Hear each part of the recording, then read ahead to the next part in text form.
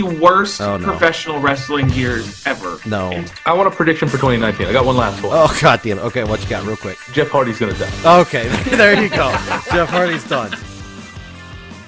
What's going on, everybody? Welcome to Jobber Radio. It is 2019. First episode of the year. We had a big break there in December. I wanted everybody to have a good, Christmas, New Year's, not have to think about Jobber Radio. I hope that worked out for you guys. We got a pretty big cast here today. First of all, Scott, how was your Christmas, New Year, boxing thing, all of that? How was it? Was it go good? Boxing Day, thank you, yes. Boxing It was Day, all yeah. very good. It was all good. Saw family and had a lot of fun. Really good trip, lots of fun. Well, It was good. Well, that is Nothing bad to say. It was great. I know you went on a giant vacation, so that's good. I did. I was gone for like 10 days. It was a lot of fun. Let's go to the other boxer in the room. Lee, how was your Boxing Day and Christmas and New Year's and stuff? You know how it is, Bomber. Busting guts, emptying nuts. Busted nuts, emptying guts. Okay, that's better than I anticipated, actually. The other way around. Oh wait, did I say it wrong? You did. Okay. Well, Rab, were you busted nuts in raping guts or whatever it was? Oh God! Why are you making it worse? Why do you... No, wow. No, Jesus Sorry, I was trying to get in on the fun. I don't know. I'll just stop. Progressively worse. on Christmas. Yeah. We've been Okay. in this year for 3 days, and you're already doing this shit. So yes, Well, I meant to say, hey. how was your Christmas? Well, while our neighbors to the north here, celebrate Boxing Day the day after, your neighbors to the south, us Latinos, we celebrate Nochebuena the day before Christmas. And, this is the big Christmas celebration is really the day before. It's Nochebuena. Usually there's some pork and some rice and a lot of partying. Is that It was real nice, Spanish yeah, good for time. Christmas Eve? Nochebuena means good night. It's the night before Christmas. Christmas Eve. Oh, that's cool. It's Christmas Eve night. So that is Nochebuena. your bigger day than Christmas, you say? Traditionally in most Latin American countries, the big day is really the night before Christmas, Nochebuena. Well, that's cool. I didn't know that. Let me give you a belated Feliz Navidad. There. Gracias, mi amigo. Okay, then there we go. I like how diverse we are today. Matt Zion is also here. Speaking of diverse, making friends on Twitter, apparently, from what I just heard. How are you doing right now? And how was your Christmas? And, well, you didn't do Boxing Day or Feliz Navidad Day, but how was your other stuff? Very uneventful and terrible. But yeah, no, I learned a hard truth. If we want real equality, you have to make sure some people aren't as equal as others. You know You what? learned an art truth? That was my Twitter interaction in a nutshell. Was we want equal rights, so you need less rights than our rights.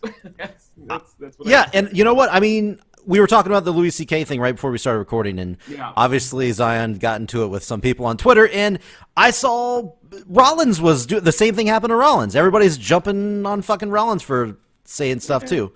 So I mean, I don't know. Not even political, just a general life advice. Don't attack somebody and then expect that they can't use that same weapon against you. Yeah. Because that's the way the world works. You don't fire a gun at somebody. They have a gun and you go, now you're not allowed to. It's like, come on, guys. Treat Be the everybody bigger with man. respect. Never stoop low. Like, that's all the political ads attacking each other. No, hype yourself Yeah. up. Do your promotional Just life thing. in general, Just- not political either. I think that's just something that people in general need. Exactly. They've forgotten and they need to get back to. That's the 2-year, Well- the 2019 resolution. There we go. I was about to say, guys, it's all good. All of that, I was hopefully would say is in the past, but I know Well, we'll deal with but- it. I know we'll deal with it ramp it this up, year. baby. It'll only get But worse. I Bummer. know. What? Bomber, how was yours, though? How was your Christmas time? Oh man, you personally, because I already told you, I actually got food poisoning on Sunday, the day before New Year's. My Christmas was fine. Christmas was good. New Year's, not so good. Horrible. I thought I had food poisoning before. Wrong. I did not know what that was until this past time. It was bad. Yeah. I was dying. Why did shaking. you get it? We'll give it to you. Do you think? I think it was Chinese food from the night before. I think. Oh, I just ate Chinese food before we started. Well, I mean, it's not all Chinese food, but all Oh, Chinese it's all food of is it. bad now. I'm eating it Every right single now. piece. well, it was Oh, no. We're all gonna die. it was either that or a pack of like Kraft crackers that I had at work for like No, a it's snack. the Chinese food. Yeah, I was about to say I assume that's what it was, but yeah, it was really bad. But Christmas went good. Christmas was good. Got some cool CZW stuff. Got a cool new hoodie. Got a nice shirt, brand new shirt. Good stuff. It was a good time. Anyone else get John wrestling-related Zandig stuff? plushie? Whoa, what? No, I didn't get shit. I got. My wife got me 2 Funko Pops, Rock and Sock Connection. Oh, that's fun. I got a Dean Ambrose action figure from one of my friends that I work with, who comes over and watches all the pay-per-views with me. Got me a little. Oh, it was like a retro Dean Ambrose. Pretty cool. What about you, Lee Scott? I got some goofy stuff from my nieces and nephews. It's all the fun stuff. It's all for the little guys now at this point. So it's fun getting them stuff and seeing what they come up with. Yeah. So it's fun. Yeah, it was fun watching my niece and nephews basically playing with shit. So Yeah. Also, I got liquor. You should give them toys so they don't have to play with shit. Yeah. Well, I don't know. I like throwing shit at small children. Get them prepared for 2020. God, why do you support that? Yeah. What? Lee, I want to know, Lee, did you get the new Nikki Bella Funko Pop? Did you get one of those for Christmas? Why would I want those vinyl pieces of shit? I hate those things. I got liquor and money. I got practical. Liquor and money, practical things. Okay. Zion, I got one thing that I think you would appreciate. I told my girlfriend that I wanted the trade on Blu-ray, which was Nick Mondo's movie that he made for documenting his story and everything. Yeah. So I got How that is for it, though? Christmas. Have you seen it yet? I haven't seen it yet, but I got it for Christmas, and I'm ready to watch it I want to whenever. be his friend. We have friends of friends because he does a lot of stunt work and whatnot in the movie industry out here, and so I have friends that are mutual friends of his, and I'm like, how can I become your friend, Sick Nick Mondo? I must try. Well, if you haven't already, Can you get your friends to hook it up? Like, hey, let's go to dinner, and Yeah. And then all of a sudden they get up off better. the table and leave, and it's just me and him in an intimate setting. Yeah, just plan it out to where, all right, you guys at this time get up and go, and No, that we'll hit it deserves off. to be filmed. That deserves to be filmed. I want to see this happen. Yeah. Just get booked at some mud show and throw yourself off of a balcony. Jesus Oh Christ. yeah, he just appears to catch me. He's like, I got you. But if you guys haven't heard already, he was on Stone Cold's podcast. You need to check it out. That I listened to that already. It was really good. He goes in detail about that. Stone Cold, if you haven't heard or not, spoiler, Stone Cold treats deathmatch wrestling extremely well. I was shocked. I thought he was going to shit on it. I thought he was going to be like, it was garbage. He was like the last generation that it was accepted as a normal function of He gets professional it. wrestling. Yeah. He treats it He with gets so much it. respect. I like it. It was good. It was good. It was enjoyable to hear somebody that big saying that nice of stuff. It's easy to see someone like that shit all over it. So to see that he didn't, I mean, remember he was there at the top of his game in '98 with Foley, who literally came from that and was still kind of doing it at the time. So it's he knows. He understands the respect. He plays nice because he needs guests on his podcast. I was waiting for that. God, That was gonna happen. yeah, God, I knew it. God, the biggest so wrestler in the world, sucking up to Nick Mondo of all people. Yeah, Yeah, right? I'm sure. It's like new year, new me, new year, same Lee. There we go. There it is. All right. So for this episode, we want to talk about what our favorite moments were from 2018, like basically a 2018 year in review, what we liked, what we didn't like, some of our favorite moments, some of our least favorite moments, and also at the end of the episode, I want to talk about our predictions going into this year. And I will, right before we do that, I wrote down all of our predictions from last year. And I will let you guys know how well we did. And spoiler, not too good. Not too good. I think one person got something right. And just a spoiler, I think it was Zion. I think it was Zion. I think it was me. No, definitely not you. Definitely. I know not I you. predicted. Unfortunately, Lee wasn't there, so he didn't get to make any predictions. But Scott was there. So. Yeah, Scott was I there? You I were was there for that one. Yeah, you Because made. I always miss that Christmassy one, so I couldn't remember if I was there. Yeah, you were there. As long as Scott's there, that's they're both there. Okay, cool. Well, we're going to get into that a little bit later. I got everything wrote down, so that's coming up. But, guys, let's talk about 2018.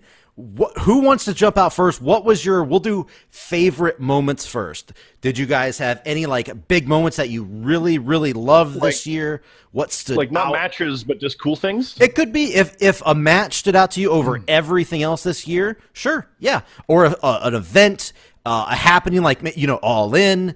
I know, Zion, you went to All In. That could be, obviously, I assume, on top of your list. But You're sure gonna have to feed me some moments because I fucking hate this year with a passion. Because I've got moments, I've got matches. What are we doing? We want to go I don't remember a anything. bit of everything, honestly. or Here, let me start it off. What do you remember, Matt? This was one of the worst Oh, no. professional wrestling years ever. No. In terms of writing and making sense and trying to make it a fun show for adults and children, they have definitely abandoned the adults as it comes to WWE. Now, on a broad level, sure, everything is fantastic. Indie promotions could not be stronger, all these dream matches happening. But I would argue one of the other reasons I think my passion for wrestling has died out a lot this last year is because there's too fucking much. It's all over the place to the point where it's just not special anymore. Now I could see a dream match, like say they threw something like Shawn Michaels comes back and fights AJ Styles. Maybe that would get me a little more involved. But there's just too much shit everywhere. Now, like the Bucks and Cody starting their new fed. I wish them the best, but there's too much fucking wrestling. I can't do it anymore. It's almost like that ironic, was it The Simpsons, where too many people were trying to get through the door, so Mr. Burns would never die because it was all of the different diseases and shit. Mm-hmm. None of them are ever gonna make it through, so he lives forever. Well, my lack of interest in wrestling is gonna live forever because there's just too much wrestling. I can't do it. It's not even just WWE. It's across the board, and it's just. I feel like either you're in the trenches 100%. Like I have friends. One of the friends on the show, Rosen.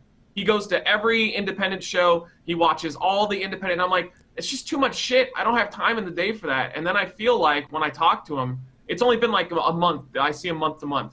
He'll come over and I'll see him and I'll start talking. He's like, did you hear about blah, blah, blah? I'm like, I don't even know who the fuck that is. Like, what is happening? I feel like I'm definitely the old crazy senile person that they should just put in front of a fucking window. And then occasionally have Shawn Michaels dance around in Saudi Arabia in front of me, and then maybe I'll get the passion back, but I'm not sure. I hate it. I don't know. I hate it. Okay. I apologize. That's a great Treacherous podcast. God, show over. Too Nothing much can top that. and I don't want to watch it anyways, and there's too many podcasts. Okay. Guys out there, there's too many wrestling podcasts. I can't take anymore.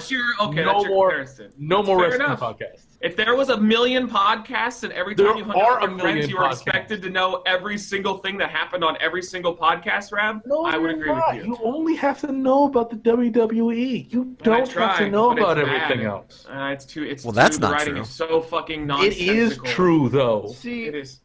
From my perspective of it, I don't even watch like many of the pay-per-views. I don't watch Raw or SmackDown because I don't bother with cable TV. I don't have the network. Though, right? I think it does because I can like follow along on Twitter, see the stuff popping up on Instagram or Facebook or whatever, and they keep like, here's cool moments. I'll seek that out, or I'll see stuff that's mentioned and I'll go get it. I don't need to sit through 3 hours of slog. I'll get highlights and go track down that cool match or that gauntlet match or that thing. Course of action. It's some of the pay-per-views. For me, it's maintained stuff, and it honestly goes back to when I went to college. I didn't have TV, but I still followed what's going on, and that became a norm that I could go with. If I have TV, I'll watch it, sure. But am I going to watch 3 hours on Monday, 2 hours on Tuesday, 2 or 3 hours on Wednesday, then another 2 hours on Thursday or Friday now it's going to be for Impact? No, I don't have that time. I really don't, but I want to. Did anyone else here not watch a full episode of either Raw or SmackDown this year? I haven't watched in a month. Yeah, I literally can't. I don't. No, I mean, this in 2018. That's a fair question. Has anybody from start to finish watched one? Watched one? No. Yeah, of course. I've watched some. Okay. Beginning to end? No. I've watched a lot. I think the last time I watched from beginning to end a Raw was was it this last year? The Raw, the anniversary show where they did it out of 25 Manhattan Center. Yeah, that was January 20-something. Oh, yeah. Okay, so I did see that was. It was like a year ago. That was the only one. That was the only one in 2018 that I saw. Oh. The only of any show that I saw start to finish. That's understandable. There's a lot of with the way the highlights are on YouTube. You don't have cable either, so. Yeah, that's one thing. A lot more people don't have cable. That's why a lot of ratings are down. But the thing is, that's the way everything's going. There's all the highlights are on YouTube, where you don't really even have to watch the entire show. You don't have to. But to Matt's point, to the other side of it, you do need to still seek it out if you want to see it. And when the product is not something he's interested in, he's not going to seek out even the best of it because the best isn't good enough. Sure. I get that side of it. Yeah. Here's a good example. Like Brian is champion right now, right? Yep. That should just be That should be everything to me. I should just be wanting to go out of my way to see him right now. But because their product in general is he's not bad. I've been seeing his promos and I like his vegan character. But their writing is so uneven and awful. And here's the biggest issue I think with their writing is you'll start getting invested in something, and then Vince just changes his mind and goes, nah, fuck that. And 2 weeks later, just switches entirely into something else. And it's I can't do it. I remember you saying that last year. Like, if Brian came back, I'd be interested. And he literally did, and has been here for more than half the year, and is champion and a focal point. But it's like, no, it's still not enough. It's not as good as you thought it would be to be enough. I think that's the key, is that his return, I don't really think it's been his fault overall. I think he contributed to it to a degree because maybe he was a little more complacent in the face run and he just was comfortable doing the yes shtick. Maybe he thought it would get a better reaction. But mostly, it's just the fact that how they've used him. I think the best way you can describe it with where I lost it with Brian, because I was with him and I was excited for his return. But then the moment they did the heel turn, I was like, okay, that's fine. And then he wrestles Brock on the pay-per-view, and he's a babyface. And then he immediately comes out on SmackDown, and he's a heel again. And then they're like, oh yeah, just ignore that match. I don't think he was a babyface versus Brock. He was. No, he was a babyface. No, but he also said in that promo that was the last of the old Brian. I needed Brock to kill him. How can you disagree with it entirely, though? I don't think he was just a babyface. Because he was kicking, just because he was kicking and he was acting a little weird. Because he wasn't acting like a babyface, so I just he was time out. The whole first part of that match, he was jumping around the ring being a cocky little prick, though. Yeah, no, but he was not being an evil, cocky little prick. He wasn't being evil, correct? He was being a babyface. He was not being evil. So I agree. He was not being evil. Here's a better example then. Charlotte, don't forget I'm not saying that there aren't examples. I'm saying that's not one of them.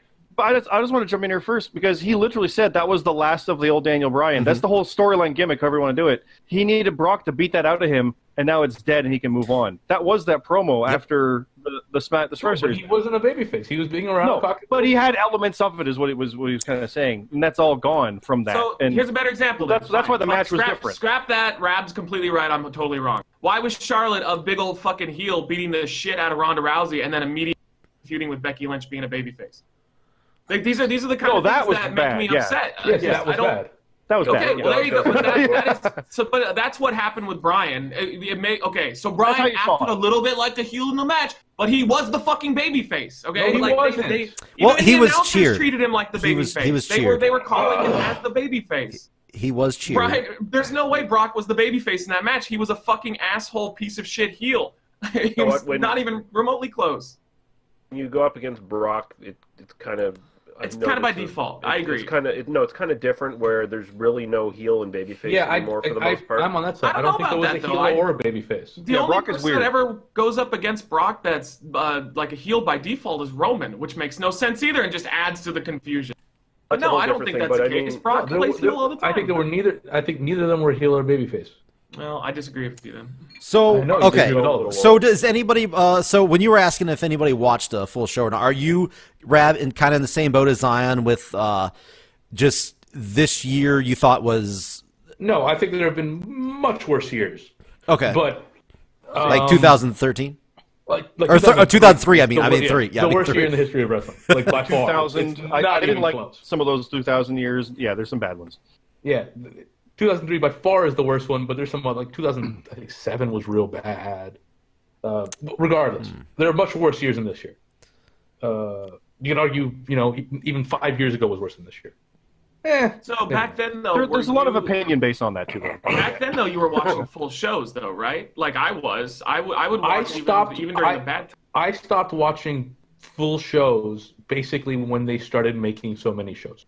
And see, so when Raw went 3 hours, that was the end of me watching Raw. Me too. See, that's my point was that maybe there have been worse years in terms of the quality of the show. But the reason why I deem this the worst year, in my opinion, for me personally, with my passion of the product being depleted, is because it's a mixture of a bad booking year and a bad storyline year mixed with just too much fucking shit to watch all the goddamn time. So my personality is, I get you. Well, I'm not gonna try and pick out the best of the best. I just take a step back and go, let me know when your product in general is good, and I don't have to pick apart this little thing is good. Oh, this is really good, and I have to sit through sloggy shit in order to find it. I can compare that. But I think this is why you don't have to sit through the sloggy shit anymore. It's great. Not anymore. Just put it on you YouTube. though. I still think you watch all the good stuff. But you have to know storylines and shit, and I don't care. I don't want to know storylines because their storylines aren't worth knowing. And so that's fair. Fuck it. No, I understand that. 100%. Like this might not be. I think the fair point to say here is this year might not be as bad as prior years for how they were executed, but this one was the most damaging to you, so therefore it is the worst. I get that one, because there's been worse years with like the performers are worse, stuff like that, blah blah blah. But this one literally drove you away with the highest level of talent and the poorest execution of stories. Yeah. It's the biggest, one of the biggest letdowns, I guess. I think letdown is a good word. That said, we're talking a lot of negative. There is a lot of positive because I have some stuff to talk about, but. Yeah, there is. Like I get it though. I understand. Like this year, you had high hopes. Things happened, and then they still weren't enough to pull you back. And they're going to have to be good enough to pull you back. Like I remember at one point you were excited for Brock AJ 2, and then it went away. So it's like, oh well, that was one thing. And they give you a hint of an HBK, and then they just stopped. And he better be at WrestleMania, or that's probably going to be it for me. And I'm just going to tap out until they get their shit completely together. If he doesn't come back for one match that's not a career breaking payday, I'm going to lose a lot of respect for him personally. For who? Who's that? Shawn Michaels. Oh, Shawn Michaels. Doesn't do one normal match. If he only came back for a payday and ruined his whole legacy for that, and had no intention of at least any match. Fight Ziggler, fight Big Show. I don't give a shit. Fight somebody. Yeah. Well, AJ has wanted Nichols for a while now. Like that's So okay. I will say this. It's funny the way everything else is going, but this year, last year, I promised to watch more like wrestling outside of WWE. I wanted to watch more New Japan. Unfortunately, that didn't happen. I will admit I didn't watch hardly any New Japan. I said I was going to. New Japan kind of had a down year. Yeah, I'm not sure. I just ended up not watching that, so that's on me. But overall, I watched a lot of wrestling this year. I think this year, over the past maybe 5, 6, 7 years, maybe I watched more wrestling this year than I probably have any of those other years. I went to several. There's a local promotion here in Charlotte that I've been going to every single show. I've been watching Impact as much as possible. I've been watching Ring of Honor. I've been watching CZW. I've been watching WWE. That's a lot of wrestling. And I personally, as a whole, I thoroughly enjoyed 2018 as a overall year in wrestling. Yes, there were plenty of lowlights and missteps along the way, but out of all the wrestling I watched, there were so many good things that happened this year, like the resurgence of Impact.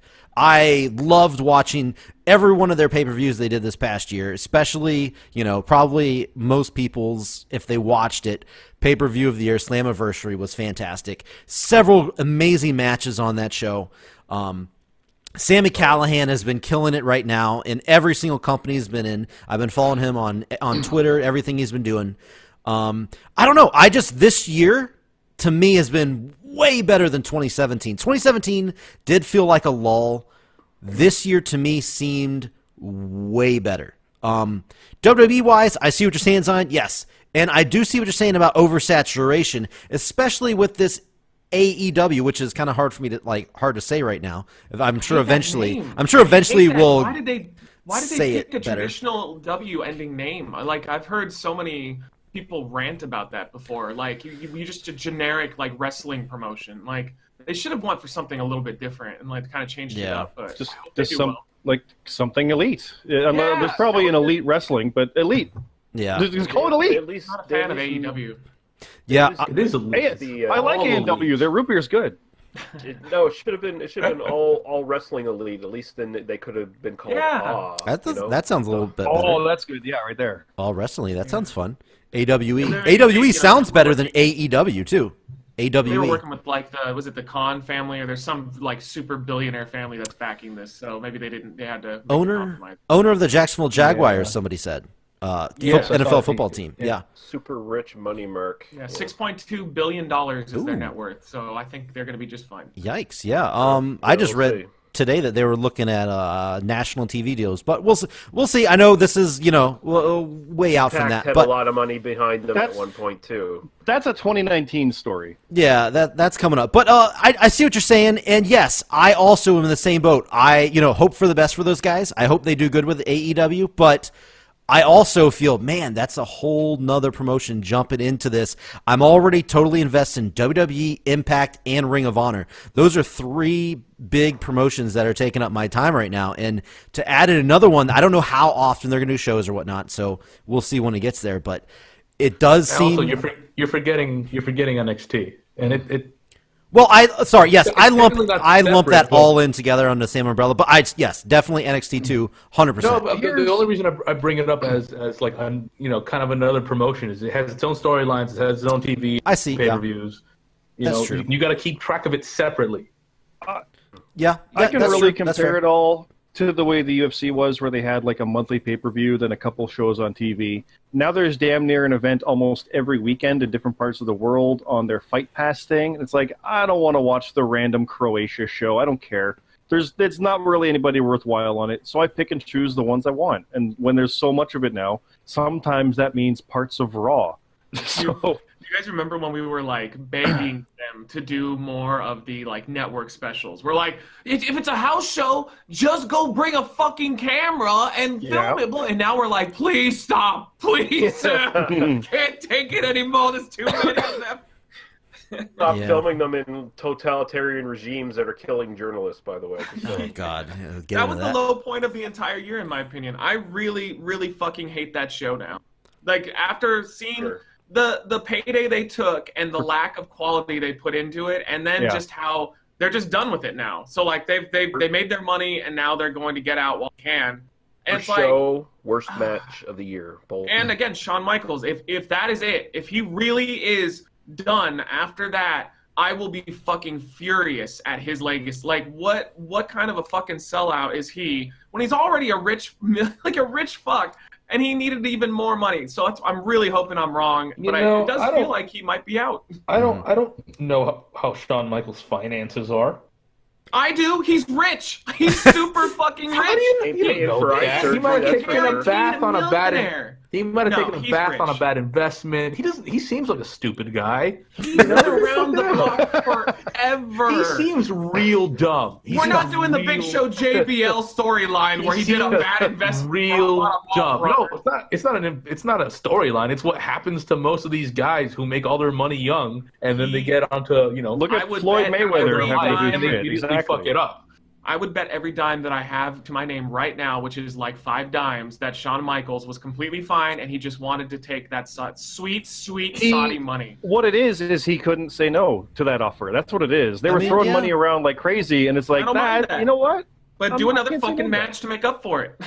Why? I mean, I could live with never seeing him again. Fuck him. I want. Yeah, I really couldn't care less. Yeah, I mean, I wouldn't doubt. I mean that. If he does. I mean that literally. I just do not care at all. I do, because the last whether match or he not was in, he wrestles or doesn't, or his legacy. The last match he was in, his partner got hurt, and he wrestled a handicap match against Kane and the Undertaker. Who cares? I care. Why does it matter? Time out. I care. Time out. I got a question. See, that's where the passion is. So the biggest piece of shit. I'm timing out. Promise to time out. Oh, what were you saying, Lee? Sorry. Just saying, who cares about the legacy of one of the biggest pieces of shit in wrestling history? Fuck him. Still the best of all time, though. Yeah, I was gonna ask, what happens if he does come back to do a redemption match, and I'd be also so sucks. That would ruin his legacy, because what happened in Saudi Arabia just doesn't count. No, if you put him in the ring with AJ Styles or Daniel Bryan, there's no chance that match sucks. None. It's not a real thing. Oh yeah, there is, but probably no, there isn't. No chance. I'm telling you, both those guys will know him and they can work with him and it'd be fine. I would be more upset if he had that handicap at like Great American Bash or something. Great American Bash. It didn't matter. The Saudi Arabia thing's not a real thing. Well, I mean, Hogan was there, so I mean, it was a thing. No, it's not right. Fuck off. Right? That was the worst show ever. Like that. It was probably the worst show of the year. I mean, I'll give you that. We had Shane McMahon, who I don't dislike, but to be crowned the greatest wrestler in the world, yeah, it was a big, F you. I do admit that for sure. But again, it took place at what, like 3 a.m. or something in Saudi Arabia, and I don't know. I'm gonna be watching fucking Wrestle Kingdom tonight at like 3 a.m. in the morning or whatever. You know. Can we talk about the good parts of the year? Of course, I was trying to. I started talking about how I loved all things, like mainly outside of WWE. Sure, there's been good things in WWE, but I've really enjoyed. I think my highlight has definitely been a lot of the indie stuff. What about you, Scott? What have you liked from this past year? Pentagon Jr. doing all things Pentagon Jr. does. Oh, yeah. You mentioned with Callahan, that Slammiversary match is probably my favorite all year, but I loved his All-In match with Omega as well. Those were great. Yeah. And he keeps just being a cool badass. He does awesome shit. That's one of my favorite things. And I mean, AJ Styles was great, but I got tired of seeing him face Shinsuke 4 times with no cup, and then also Joe 4 times with no cup, and that's where the storyline stuff Matt was talking about was there. It's like these should be awesome dream matches, but they weren't quite killing it. But it was still he was doing good, and Brian's been fun as the heel, even though I don't like it. He's making it work. Rousey has been crazy good all year. Great, fantastic. Like holy shit, she's been knocking it out of the park, and I like everything Becky Lynch is doing. It's probably the most fun thing happening right now. I love it. Yeah, Rousey actually gives me goosebumps when I see her do her stuff. That's funny. I still think she's hurting people, which isn't great, but yeah, she can hurt Nia Jax all she wants. She's still good. Like she's a net positive for them. But I mean, it's all upward. She clearly is taking like a fish to water. She's like but at the same time, it's like, oh my god, that armbar looks like it hurts. That's because it hurts. She's hurting people. She's like Kurt Angle. Man, that looks real. It's a lot like Kurt Angle. It's just she's just really fucking people up. Yeah. I love it. Oh man, that looked real. It's because it is. So I'm on board with the fact that Becky Lynch and Becky Lynch, despite their best efforts. Oh God! Why do you gotta go the next? Just say a nice thing. Say a nice thing for like a second. She overcame the bad. I'm not gonna sugarcoat. Wait, he's not gonna say anything bad. Wait, they did a great job with Becky Lynch. Are you gonna say something bad about Becky right now? No. Listen to what I said. Shut the fuck up. All of you, shut. Becky Lynch, despite the fact that clearly they don't want her there. Let him talk. No, it's not that they don't want her there. They wanted her to be a fucking heel. She's not, and she got over as the most hottest babyface on the entire roster. They don't get credit for that. They tried to shut her the fuck down, and she ended up just turning shit into a steak. So no, they don't get credit for that. I'm not going to shut up about it. It's bullshit. Nope. Now with Ronda, they did a great job with Ronda. They protected her, and that's what they're missing in the business a lot of the time these days is they don't protect people. Well, they did, and she did great. So awesome. But my question was, can you just see the lack of passion in Seth Rollins' face right now, knowing that he has to fight Brock at WrestleMania, but he won't get in the main event for it? I don't know if this is just me, but his face, he looks like he could care less about this program that is rumored to be going on right now, which it has to be that they're going in that direction. But that was I've heard that. Yeah. Do you notice it though, or am I the only one? Because I've seen the little YouTube segments, and he looks like he doesn't care at all. I don't think I've not noticed it. I'm not saying it's not true. Next Raw, watch it. It's not really anything I read. I've seen the promos and the clips, and he looks very uninteresting at the moment.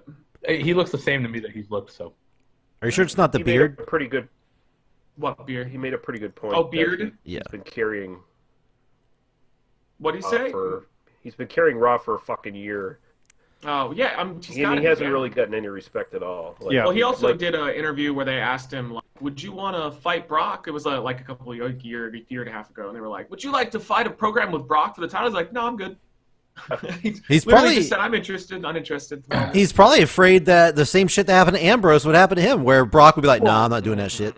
Well, for one, he already did have a program with Brock around the title back in 13 or 14. So he's been there, done that. That's not a new thing for him. Mm-hmm. But also, the best triple threat Brock match probably ever. Well, don't forget though, Brock is rumored to be facing the heavyweight champion of the UFC probably in May or June. Cormier. So it's the same situation exactly as Ambrose's Mania situation. Yeah, hope he goes where away he's got and they more dump important things to worry about. Well, I think we need a Brock break. See, I actually did. I've been talking about how much I've been watching, but I did miss this past couple the Raw and SmackDown, so I didn't get to see. Are they going away with the Ambrose in Rollins feud? Are they ending that right now? It doesn't seem like It's like it's barely exists. Yeah. Because that feud's over essentially right now. like, They've both how though? How is it over that fast? Ambrose just won and it's over? Because they're just not encountering each other anymore. Yeah, Triple H also, is like, the you don't other- deserve the to be other here. reason- Blah, blah. The other reason is that it's December and nothing that happens in December matters. So they That's a very literally good point. did all that they're- for Ambrose to get one win, and that's like, and it's Yeah. over. Wow. To move Rollins over and up the card. That's. I mean, if that's how it is, Probably how- just another example of McMahon didn't give a shit. He didn't see the potential to make this something special. He just hot shot a quick feud.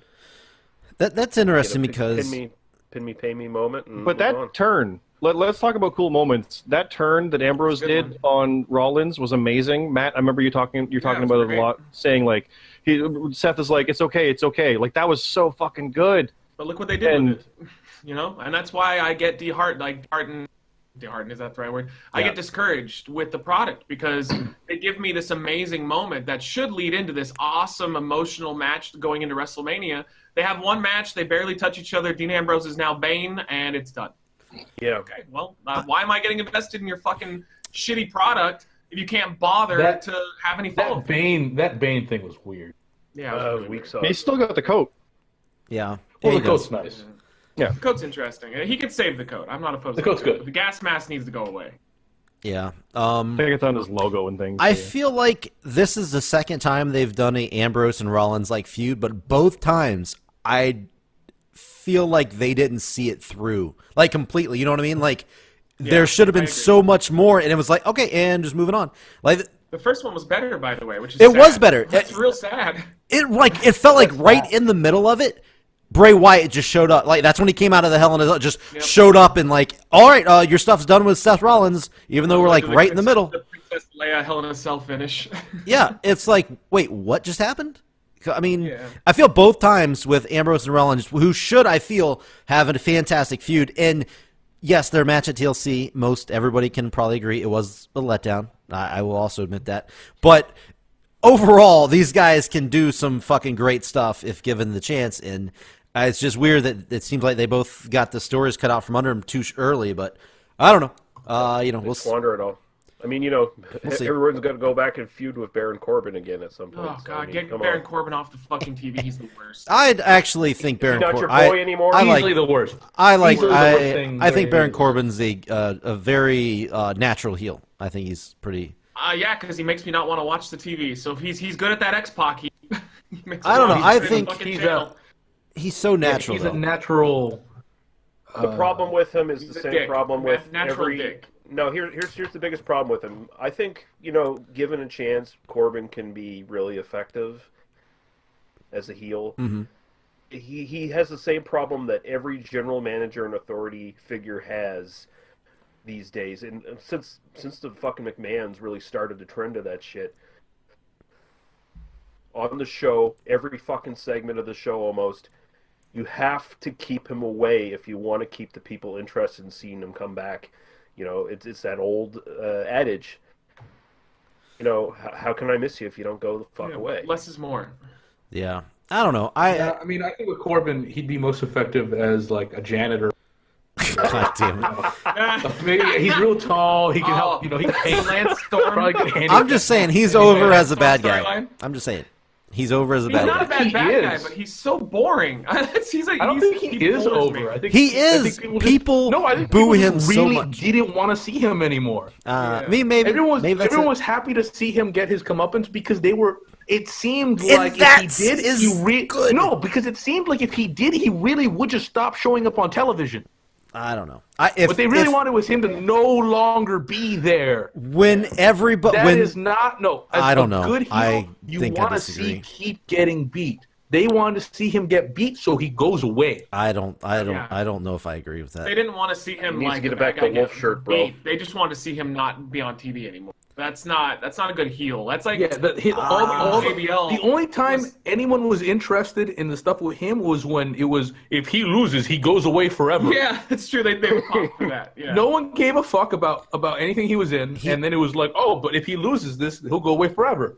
and then it was like, oh my god, he might lose this and go away forever. And then he lost it, and they were like, oh my god, he's gonna go away forever. I don't know. And then he just showed up again. You guys are saying like did he's a better not. job was Jinder. Jinder was a better heel. I honestly think Jinder was a better heel than Baron Corbin. For For sure. sure. Nobody wanted to leave. They were just confused by him. No, I mean you're saying it like wasn't getting reactions. He was getting massive reactions all the time. He was not Not getting the ones massive you're thinking. reactions. He was getting a lot of boos all the time. Yes, he Yeah, was. it was Go away the. heat, though. Okay, it was the this guy. I don't know, man. Yeah, it was That's still heel heat, but No, that's it not was the bruise of we're That's the enjoying what's bad happening in the ring now. Oh, and now they're gonna interrupt it with this jackass. and that makes you hate him. I'm just saying. But that anyone could do Not that. it's But the not the prob- same principle, but- Bomber. but Bomber, It's I like think- if you interrupted good segments with Chris Lee Knows Best, people would boo. People would be very upset. Oh, God. and then if Doesn't make it a somebody good show. and It then doesn't make it go, hold on, you see, No, now I we're get doing it. a good job with the show. It makes you dislike the show, not just the guy. That's a big Exactly. problem. What And is that's it? There's a one of the fine reasons line. I I don't- stopped watching. no, I think So man, boring. He was all over the TV, and I'm like, I don't want to watch Baron Corbin. He's super boring. He's got no charisma. I don't know. I think this is something I'm willing not to a- fight you guys on because I think that Hey, I mean, I can hear that, but you're still wrong. I mean, the I don't- came out I don't literally used him as the scapegoat. So there had to have been some realization backstage that he is a little bit rough to put on TV, and then they just kept putting him on TV anyway. So I don't know. Those I people don't wanted know. to see him get his ass beat, and if you ask me, that's when a heel did his job right. I'm just saying. No. No? You're conflating a real heel with this go away heat that Corbin has. Okay. Yes, they want to see him go away. They're booing him, but it's the go away heat. It's the fuck off heat. Good Okay. example that was just brought up. The Grizzly Knows Best thing. Say you were the booker of the show, Bomber. You're booking Monday Night Raw. And, hey, we're gonna have Grizzly Knows Best show up. I don't to do even a know what that is, promo by the thing. way. But keep that's going. gay. This is the where show the we're guy on is after Raw. clearly Yeah. gay, and he just has a family for some reason. Not Oh, okay. Yeah, I didn't know the name of it, but yes, I know what you're talking about. Okay. So you bring him out for a couple segments every week for like a month, and people just hate it. And the reason they, as soon as it shows up, they're starting to boo it. They're booing it because they want it to go away. And your reaction is, "Oh, Grizzly's a great heel. We need to book him in more segments." Yeah, They just want to see it go away. That's exactly the same Okay. thing of Corbin, because there's too much Corbin. If Corbin was used sparingly, like if you only saw him once a show, Mm-hmm. Yeah, have nobody something ever with wanted him. to see Ric Flair go away. They just wanted to see him get his ass handed. But they always wanted him on their TV. Nobody's saying the same thing about Baron. Well, no, we're definitely not going to compare Baron Corbin to Ric but I Flair. mean, they- yeah. I know, No, but that's Ric that's the Flair was point. perfect. Yeah, Ric Flair's a perfect example of a perfect heel because He people is they probably- genuinely wanted to see him get his ass kicked, but they liked him deep down. Nobody likes Baron Corbin. They just wanted him to stop being on TV as much. That's Man. He's one of those rare ones, which was like Jinder for a bit, like X-Pac. Where, like, that's where the term X-Pac heat came from. It's just, you're so bad, I don't want to see this. Now, I'm with you a bit on this. Great heel. I know. I think Corbin. He's not as bad as the guys are saying, but he is borderline in there. Like, I think it's a half and half. Some people just like, oh, I hate this guy. Others, get him off my fucking TV. Like, I'm sure half he's the been- people here thought that. So I'm sure it's what the audiences were like. He's been on my shit list since the beginning, to be fair. Yeah, he wasn't on mine. I remember I would That's defend fair, him. yeah. I'm done now. I've officially flipped. Okay. He's Finally not seen the gotten light. any better. He's not. So. Oh. No, he has not. All right. Well, maybe it's just me that doesn't think he's terrible, but Bomber, look at it this way. They put him in a badass role. He failed at it. They put him in an executive role. He failed at that. They put him in this manager role. He failed at that. He's failed at every role they're throwing at him. okay. Like, they're going to put him on commentary, and will he succeed? Maybe, but he's not excelled at any of the roles they've given him. And him getting booed is not an indicator of that, because unfortunately that could be, oh, I hate this guy, or I fucking hate this guy. Like, that's a hard one to really get between. Mhm. But are they really cheering the faces when they come out to face him as much? Or is it more, I really just hate this guy? Yeah. Okay. Man, if they bring Punishment Martinez up to the main roster, if I was Baron Corbin, I'd be fucking worried. I'd be worried anyway. He's on Worried. the payroll regardless. It's over for him. Yeah. Are you saying that just because they look the same and one's better than the other? Yeah, because Punishment Martinez could fit the role that they probably wanted for Baron Corbin, but Baron Corbin just sucks so much he can't fucking do it. Yeah. I don't know anything about him personally. Yeah. Great wrestler. Great wrestler. So let's talk about who was your favorite superstar or wrestler overall. It doesn't have to be in WWE. It can be anywhere. Of 2018, who do you think had the best year of 2018? Who wants to go first? Lead, you got somebody in mind, maybe? Jumping out at you. I don't know if he necessarily had his best year this year, but my perennial favorite, Tomohiro Ishii, fucking just bulldoze motherfuckers. I assume that's a New Japan guy. He's always been sort of the Yeah, you racist. Is that accurate though? No, I mean, I don't know if he's a big Japan Wow, wrestler. I Pro assume wrestler. that guy's He is, Japanese. though, yeah. No, I said New Japan because he could be big Japan pro Sorry, wrestling. Oriental Brown rice man. and sushi. No. I mean, if I was gonna say just purely who had the best year, Ronda obviously had the fucking best year. Like, Oh, yeah. she's just worked out so well. But I mean, I fucking love Ishii. I just love watching him fucking work. He's just this fucking bulldog of a man. Like, he's literally built like a fucking pit bull kind of thing, right? And fucking hitting motherfucking matches that are always entertaining. He's always beating the shit out of people. He'll probably never have the main title, but he's always like the upper mid card solid guy that you need on your roster, and I love watching him work. Okay. Yeah, I would say Ronda for me. Ronda, I get excited now, like just knowing it's going to be a good match, no matter who it is. Nia Jax, who everybody hates, like, no, Nia Jax sucks. She goes in there, has a great match with Nia Jax. Her worst match this year. Carries Nia Jax. That's amazing. Yeah, her worst Many match. people can carry Nia Jax, so. Yeah, this is how amazing. This is how amazing Ronda has been. Like, not only can she come in and have, arguably match of the nights each show, she comes in and is great on the microphone. She's got so much charisma. She's got. That's the one thing. She has room to grow on the mic. Disagree there. She Let's has not room. No! over the top. Not terrible. I'm not saying she's the best. I don't She's think good. bad. She's Yeah, good. she's good. Bad. She's Not as bad. good as she was in the UFC, which was don't not think- all that great. I don't think There's she's a weird bad. awkwardness about her. Yeah, I I think mean, she's a she's little literally it's awkward. year one, so we're fine. She'll get over it, though. She's a little awkward on the mic, Yeah. which is fine because she's such a badass. Yeah. Like, you kind of get around it because of how badass she is. It's weird. It's Still, weird to say. I still always backs get it up. into it, man. I marked out when she fucking handed Baron Corbin his fucking ball sack. On the Yeah. game. Well, and don't forget, her debut match was at WrestleMania in probably the match of the night, with also moments with Triple H. It was like, this is just fucking great. This is so much fun. Yeah. Like, I said this before, but I think she's literally had the best rookie year anybody's ever had. Probably. Yeah, except for Angle. Kurt I still think Angle. Kurt had a Angle's good up one. there. Yeah. Kurt Angle's I would say probably Kurt, good. Angle's Brock, Kurt Angle's rookie year is better than his, better See, than hers. But it's definitely yeah, close. I think, There's ways to look at that, because I always think, well, they were in like OVW and shit before that. So I mean, like, pure rookie year from match one ever. Only long been in the was- yeah, business that's for a true. year. Like, if you're How talking long main was roster, Angle? I mean, yeah, all right. Angle basically just got dropped in. Yeah, he had no, like you're right. He had 3 matches, and then he was on main roster, yeah, so that's fair. Yeah, and I mean Ronda was. But then again, his opening feuds were Dark- things like meat. So But think about it, though. I mean, if you're going to say anything, you got to say what a compliment that is to her. because Yeah, exactly. Yeah. No, Oh, I'm yeah. not trying to take anything away from her. Those fantastic Ronda- other people. with house show matches as well, she won the Raw Women's Championship in her 14th ever match. Yeah. That's, So, yeah. It's a And good argument to make. I get so discouraged when I know I shouldn't. That's my fault. When I see so many people shitting on Ronda Rousey, I'm like, I don't understand. I can't help you. Like, I don't Yeah. know why No, you're so mad at her for the success that she's doing. Like, she hasn't earned. I've seen so much she hasn't earned. I'm like, oh my god.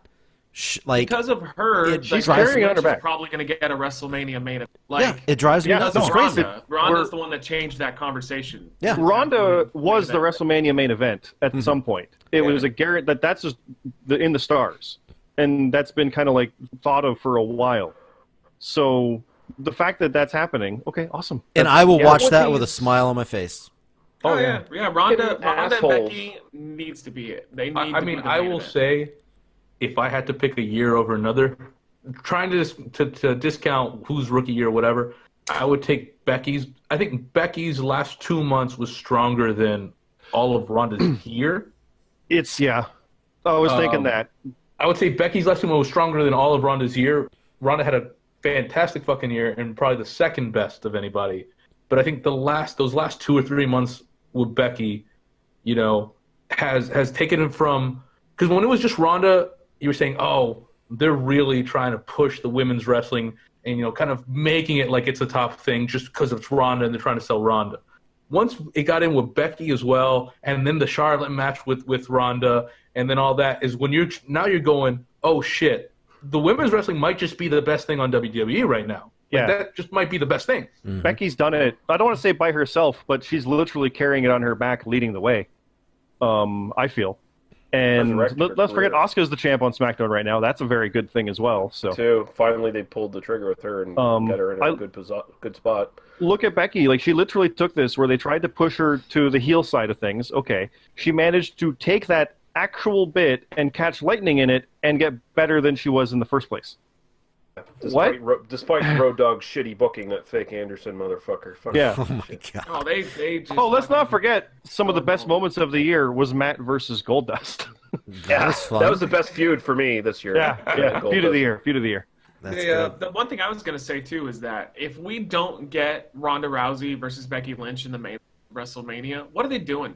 Because it's like, I don't those think... are the two most over people in the company, arguably. Yeah. They are the most over. And I remember back in the day, WrestleMania, the point of WrestleMania was to have the most over people go at it in the main event, whether you have your most heel or your most over baby face or even your most two over baby faces. But ever since the era of Roman, now again, I don't want to shit on Roman too much because I like him as a worker overall and I think he has a big upside. But ever since he's dominated the WrestleMania main event, it's always been the most over guy versus we need to get Roman over.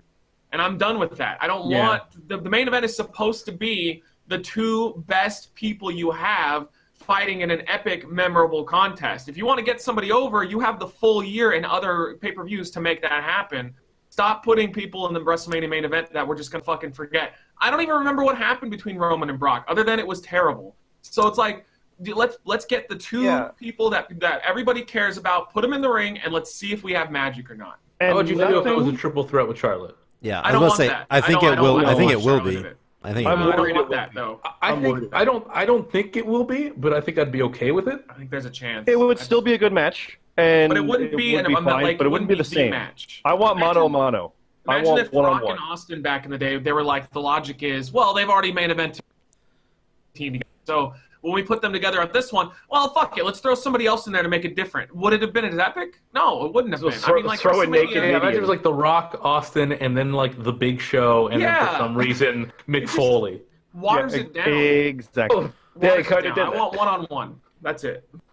Yeah, I feel you. Like, honestly, that moment when Becky was on Raw for, I think they even said she was on Raw for 10 minutes, and that was the top Raw moment of the year. Like, it was. Like, the fact that Nia hauled off and broke her face and it was bloody, and it was amazing. I showed a friend of mine. He doesn't care for wrestling, but I showed him that end bit with Becky up in the stands and Ronda snarling in the ring. He's like, it's like watching two wild animals. This is awesome.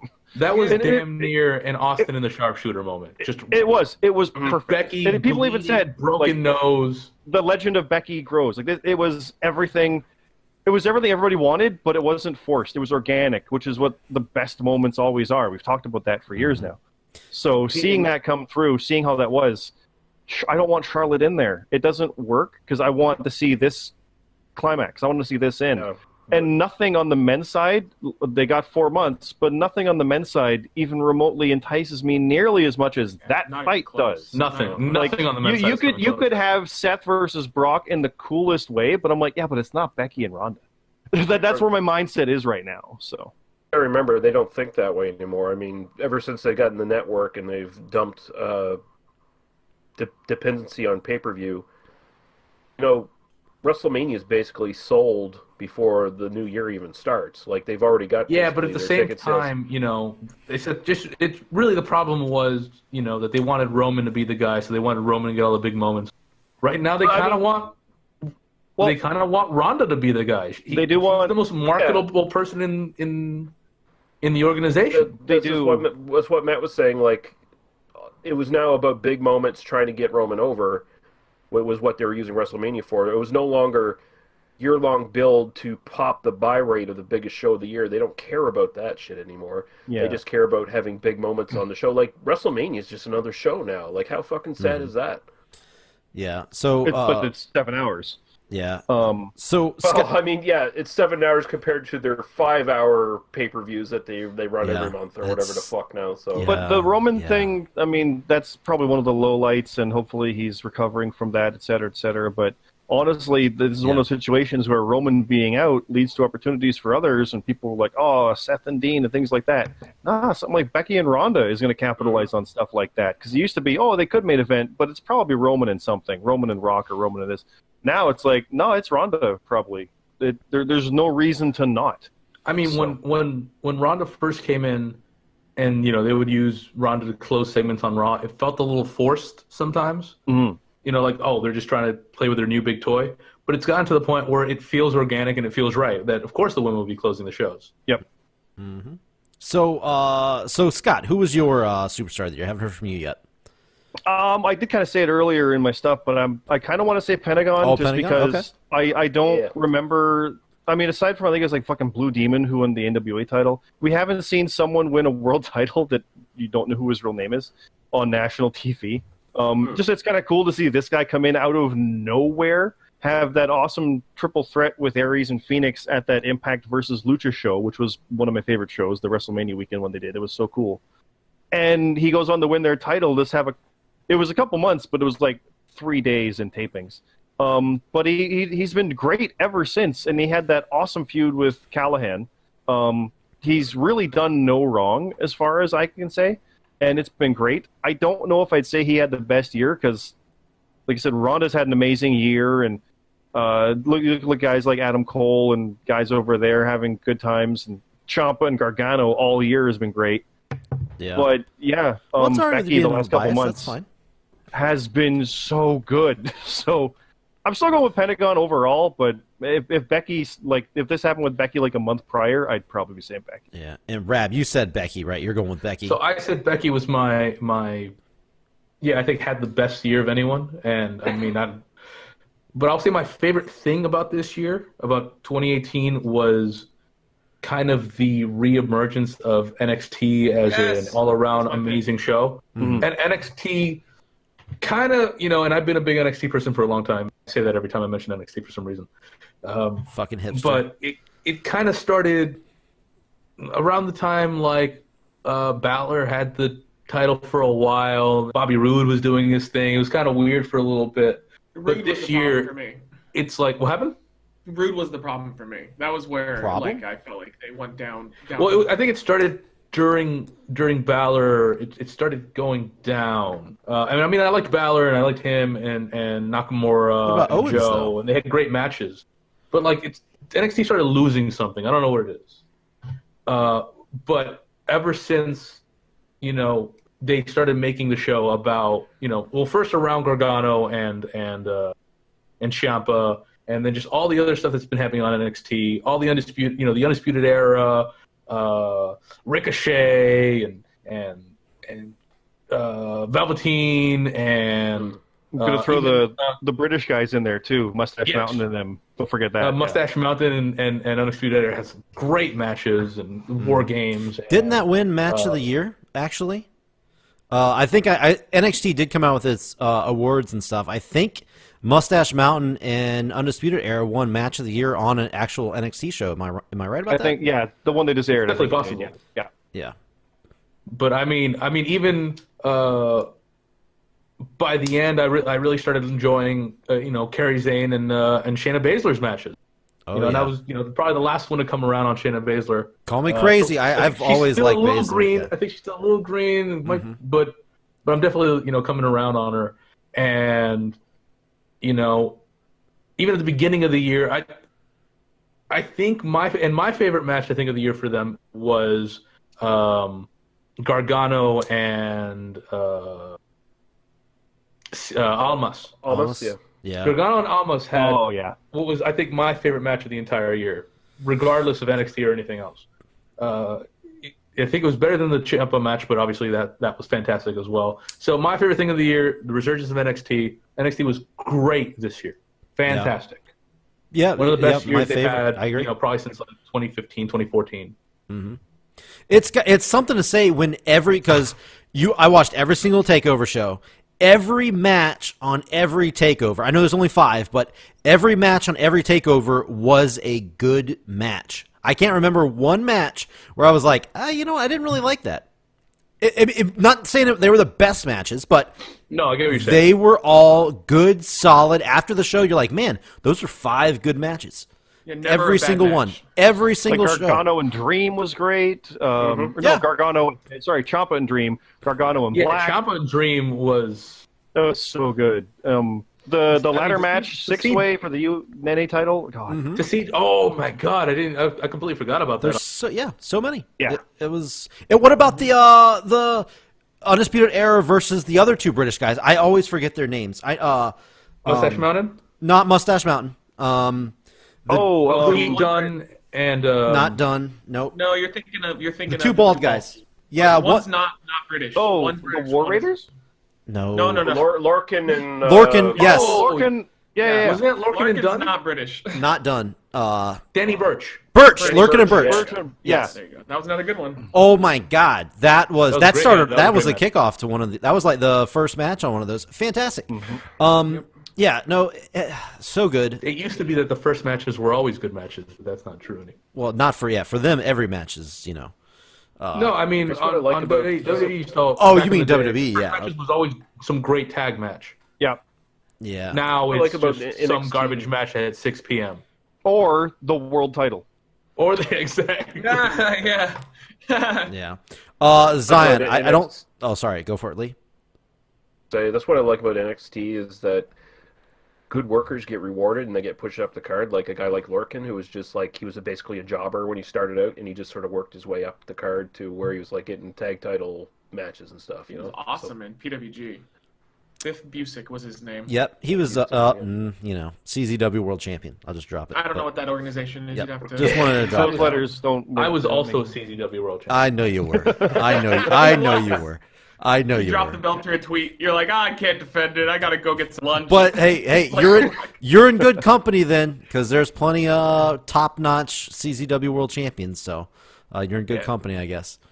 So Zion, did you have a favorite superstar, even though you weren't big on So this year? my point would be NXT was my favorite overall of all the promotions. Like that, they just always hit it on the head, which always is so fucking frustrating because it's the same goddamn company. Like it just doesn't make sense to me. And before I say who my favorite was, it's interesting to really look at it. Well, I think another reason why, and I was thinking about this now while Lee was talking, was I think one of the reasons why my passion's gone down this year is because there's no hope for any of these NXT people right now.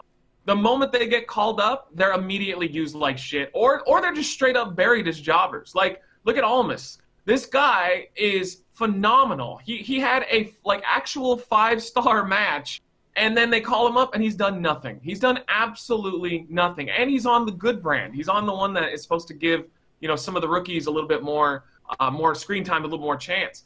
So it's hard to get invested in even NXT because I know deep down if they get called up, which you want them to get called up because they will make more money on the main roster. That's a point that a lot of people have talked about on shoot interviews and whatnot.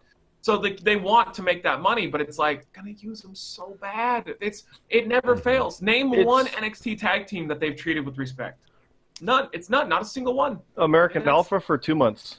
And again, that's not respect. So No.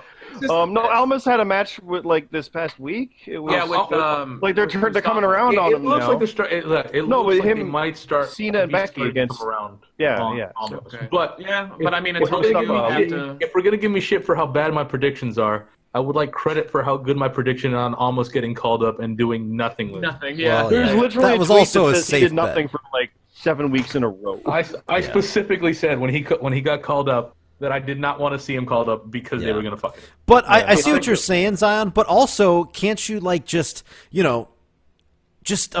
don't know, appreciate NXT? I know what you're saying. The end game, I is going to be that's bad. why, that's why I'm saying that NXT is my favorite thing, and it's one of the few What- wrestling organizations that I still watch and I still really enjoy. It's just at the end of the day, if it's almost like watching an indie band that you really enjoy. I love this band so much, And then the moment that they go mainstream just shits all over them and throws them back down, and then they're never what they used to be. Now, if these people could, recalculate, if say that he has 2019 as the year of him, then awesome, that's great. I'm really happy for him. But the thing that happens with NXT is a lot of times these people get called up, and then they're never the same ever again. They try, but they're just never the same. A good example would be Tyler Breeze going back into NXT for that match with Ricochet. He just isn't the same. He doesn't have the same aura. He doesn't have that Randy Orton aura. He's not Tyler Breeze anymore. He's just some jobber that they've been jobbing out that does, humorous cop vignettes backstage every once in a while. It just didn't work for me anymore. But with that being said, favorite superstar, I'm gonna go with Ronda Rousey. I thought she had the best year. I think Becky, there's an argument to be made for her, but I want to say a very close. I almost went with Velveteen Dream because his upside is so good, and there was one moment that really sold me. You guys know I was a little iffy on him first, but that's because he was green as fuck. Everyone was. Let's be honest. No one believed in this gimmick. It's a black gay gold dust. I mean, it shouldn't work. But I think a lot of people were ready to move back to a character base, and not have a reality base. This is just him playing a character really well. But there was one moment that he had in that match with Ciampa where he completely won me over, and it was when he went for his elbow off the top. When he did that same, it was like the springboard elbow. When he did that against Ricochet, I remember him keeping his legs long. It looked awkward. It looked like he was scared. Well, then I watched him, improve, and he goes against Ciampa. He does that same move, and it was beautiful. It was perfect. He finally got over his fear of whatever it was in the ring that was holding him back. So I have really high hopes for him, and if they call him up, they better not fuck him up because his character is unique. It's going to sell a lot of merchandise, and somehow he has, again, a gay black Goldust character that's over with male fans. I don't know how he did that, but he did, and he's awesome, and he's unique, and he's different. And I was almost going to give it to him, but you can't ignore what Becky and Ron. Yeah. So here's a question before we move on. Mm-hmm. Is the best NXT call-up ever so far, although it took a little while, has it been the Wyatt family in the form of the Bludgeon Brothers with their tag lead? For tag team? I agree. Yeah, that's it. Tag team? For tag team, I guess. For tag teams, yeah. Yeah. I was gonna say the best call-up. That's sad. Is Elias. Oh yeah, well, Elias, No. I guess I think he's doing well. What are we really calling him? I mean, Kevin Owens. Seth Rollins? I would say I Kevin Owens, Seth Rollins. I guess Rollins doesn't really count. Big He was E, part of maybe? the FCW. I'd say Owens is. I'd say Owens has been a fucking flop. Owens, get out of I here. disagree. I think Owens I mean, is he good. takes a flop, but no, he's not been a flop. You can't even wear a hoodie the right size. Fuck that. Good God. Good God. All right. So does anybody we're all over the board on what we thought of 2018. Some of us thought it was good. Some of us thought it was bad. Some of us, it was okay. I mean, that's good. Can I go on record as thinking it was fine? Yeah. What's up? Also say something? Sure. You never of asked Lee Never asked Lee what of the year. Yeah, he did. Didn't Yeah, you? he I did. thought you did. It was Becky. Yeah, of the Just superstar? Becky? Oh, I Above picked anything else. Ronda. I picked Ronda. Yeah. and Of the Tomohiro wrestler, Ishii. yeah, he picked that 'Cause, I mean- Japanese guy. But for Ishii, I was gonna say I was kind of surprised he didn't mention anything more from last year's Wrestle Kingdom or any of the matches through the year. Like, were Oh, there yeah, I some didn't really mention matches or anything, but I mean, Yeah, that's what I meant. Sorry. New Japan. And he didn't had- ask me either. I just said what I wanted. There you That's go. true. Yeah, yeah. I mean, New Japan and NXT had the most solid year in ring, and I mean, New Japan was in a rebuilding phase this year too, so some stuff was a little bit more dodgy, but they still had like a way better year than WWE fucking had. NXT probably had the best in-ring year, although I'm starting to get tired of some of their match styles where they're getting a little too flippy-floppy indie bullshit, but whatever. Yeah. Well, shit. If we're talking, Flippy floppy. Well, yeah. If we're talking about companies as a whole, I think I will go to bat for Impact. I will go to bat for Impact all day, every day. As far as improvement. By the way, turning a corner. You're like Slammiversaries, but by far everyone's favorite. It's got. I think most people would have it as their best pay-per-view. That watched it. Yeah, I agree. I've been looking around. I can't find anyone who called it as their best pay-per-view of the year. Well, they didn't see it then. No, I didn't watch it, and so I'm not going to shit on it. And I heard it was good. It was great. At the same time, I don't think this is the consensus agreement that you are painting it out on, and I would like everyone to. I would like to go on the record as saying I don't hear anybody talk about Impact. it does not. That doesn't seem like any consensus. Like, Matt, you don't pay attention to anything though. If they've seen it, I said people that seen it. There's a lot of people that didn't watch it. Obviously, I fucking fair. loved Slammiversary. It was great. And the counterpoint is, I don't have the network, so I don't know about the WWE pay-per-views. What I've seen of the matches, Survivor Series was fun, the Rumble's always fun, Mania was a slog, and there's good things here and there. Slammiversary, top to bottom, the only pay-per-view I watched, was my favorite. well, there you go. Yeah, But there was no slog in there at all in it. It was all good. Like, nothing was like, oh, this is dumb. Yeah. I enjoyed the whole thing. NXT New Orleans was my favorite. I think. Fair enough. The NXT before WrestleMania, by far my favorite pay-per-view. Though I did, I mean, it was 40. I felt like it was 42 hours long, but I did like All In. The All In was fun, and I did actually watch part of the Wrestling Cruise, the one that they broadcast. From honorable mention to Jay Briscoe versus Mark Briscoe in that tournament. That was a fucking cool match. That's worth finding. That's a fun one. Yeah, they always put on a good match. Yeah, they're They're the best. I fucking love the Briscoes. Not even might. They are probably the best independent wrestling tag team ever. Oh, I hands down, I agree. Yeah, 10-time tag champs, I think, now. I mean, I know a lot of people, as big and popular as the Young Bucks are, would say, oh, no, that's Young Buck. I mean, I would maybe... The Briscoes over Young Bucks for sure. I would too, but I think the popularity of the Young Bucks, probably people would pick Young Bucks over them. But, man, Briscoes, I would give them over the Young Bucks, take them over the Young Bucks any day. Yeah, I agree. Now, they actually know how to wrestle as opposed to Young Bucks. Yeah. Who just do flippy shit. Yeah. That's literally what they do. They only get good ratings because they name their matches after. Yeah. There's 9 It's not exactly a lot. It's not exactly a fucking lie. Yeah, and they're only a little racist and a little homophobic. That's all. They're not big time, just a little bit. Well, that's why they never got signed, right? There was that story where Jay they were Briscoe. they were literally about to be signed, and then he did that. What was it? Is it Jay that did it? And Jay. he came It was out Jay. on Twitter and was just like, "I don't want my kids to be no homos." It's like, oh Jesus. Yeah. I mean, welcome to And not going to AJ WWE. can talk about the gay community. Yeah, exactly. But yeah, I think we didn't really do like a rating or anything, but we were clearly all over the board as far as what we thought of 2018. So, I mean, it shows you how divisive 2018.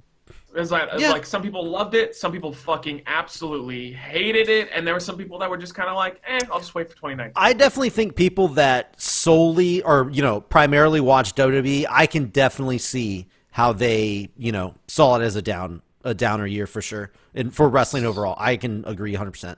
I can see that. Saudi Arabia. Yeah, God. And that's not even the most of it. Yeah, but let's get into some predictions here. Let's make some 2019 predictions. But first, let me read to you what we thought was going to happen in 2018 and how well we did. So I think I remember one of mine, and I'm like, ooh, I thought that. So first up, Scott, you claimed that you thought the Velveteen Dream would become NXT World Champion. I was close. You were close. He got a match. Oh, the trajectory wasn't quite it. I thought it was gonna be him in black, but it was close. You were close. Here is one that Zion got right, but somewhat right. Anyway, here we go. He said that Ciampa and Gargano would be the dominating feud in NXT throughout the year, which obviously true, but he got it halfway wrong. He said Gargano was going to be the champion throughout the feud. So, close. Yeah. I would never have picked Ciampa to be like the dominant heel champ. And the funny thing is, side note, I claimed right after he said that, I doubted you and said that I didn't see Gargano as the champion. And I said, why the hell wouldn't Aleister Black be the champion? Just want to, throw that out there for a second. But Scott got this one right. Lashley would return to WWE. You got that one right. That seemed like a foregone conclusion.